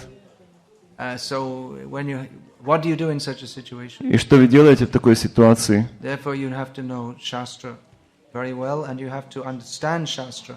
Поэтому вы должны очень хорошо знать шастры, и вы должны понимать шастры. And that knowledge combined with one's sincere desire to do the proper thing, that will guide us. И это знание вместе с нашим искренним желанием поступать правильно, оно направит нас. If we don't have knowledge, then we remain children forever. Если у нас нет знаний, то мы навсегда останемся детьми. If we don't know what is in Shastra, then we can't learn how to behave properly, and we'll remain spiritually children forever. Если мы не знаем, что написано в шастрах, то мы не сможем понять, как надо поступать, и в духовном смысле мы всегда будем ребенком. So it is our duty to become educated in the knowledge of Shastra and act accordingly. Поэтому это наша обязанность получить знание шастр и поступать соответствующим образом. To discriminate between what is bona fide and what isn't on the basis of Shastra. И различать, что есть бонафайд и что основано на шастрах. And even within our own ISKCON society, we should see what is acceptable, what isn't. И также в нашем обществе ИСККОНа мы должны различать, что приемлемо, что нет. There are so many examples. Есть столько много примеров. Just like you'll find there are these pictures being sold, or some on people's T-shirts they have these pictures of Radha and Krishna, but Radha is practically undressed. It's practically obscene. It's a very popular picture. It's circulating in ISKCON. Есть, например, эти рисунки, которые здесь продаются. Есть такие рисунки, где Радха и Кришна изображены, и Радха там почти голая. So people think very nice. И люди думают, о, как красиво. No, that's not proper. Нет, это проблема. Not proper. Это так не подобает. Hare Krishna. Then questions? About the definition of sadhu, I remember Prabhupada mentioning in Bhagavatam somewhere that it means version in renounced order. But I also, hopefully I remember correctly, but in Bhakti Vikasha Swami or somebody mentioned, maybe in Harinam Chintamani or somewhere, he's speaking about renounced sadhu. So what is the actual definition of sadhu? What is the actual definition of sadhu? И так в разных местах говорится, что надо отбросить духовного учителя, в частности в Харинама Чинтамани, и каково поэтому настоящее определение садху. The word sadhu can be defined in various ways. Слово садху можно определить различными способами. Prabhupada's general translation is saintly person. Основное, такой общий перевод Прабхупады — это святая личность. That is a very general definition, and it can include Mayavadis also. Это очень широкое понимание и может включить даже майявады. But the most precise definition is a devotee of the Supreme Lord. Но более точный перевод — это преданные верховной личности Бога. In the context of, when it appears in the context of Guru, Sadhu, Shastra, we can understand that it means, it can mean present devotees, advanced devotees.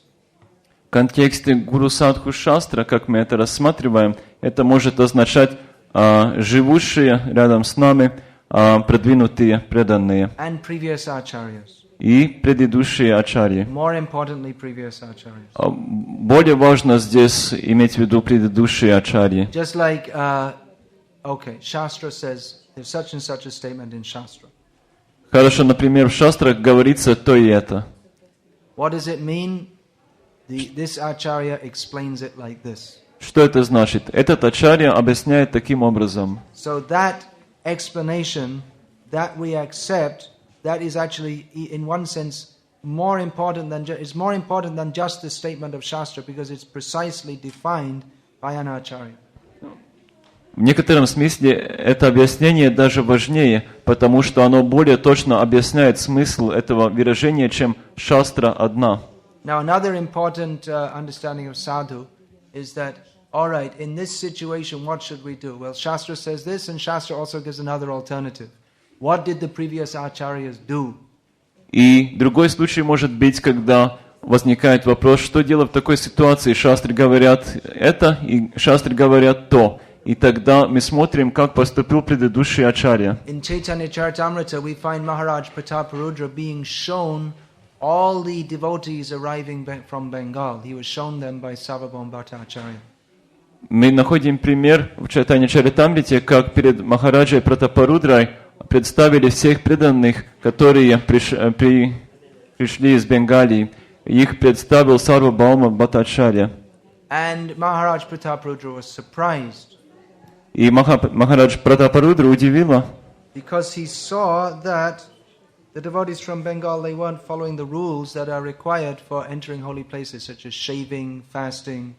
Потому что он заметил, что преданные из Бенгалии не следуют правилам, которые надо исполнять, посещая святые места, то есть они не побрились, не помылись. So Sarvabhauma Bhattacharya explained that for those on the platform of Vidhi Marg, these rules are applicable. For those on the platform of Raga Marg, they are not applicable. И Сарвабхаума Бхаттачарья тогда объяснил, что для людей на пути Видхи Марга эти правила применимы, но на пути Рага Марга для них эти правила не относятся на них. Okay, I'm going to finish there because it's almost time for Arati. Я закончу на этом, потому что время уже почти для Арати. Харе Кришна. Харе Кришна. I'd like to recommend my books. Я бы хотел посоветовать свои книги. Shameless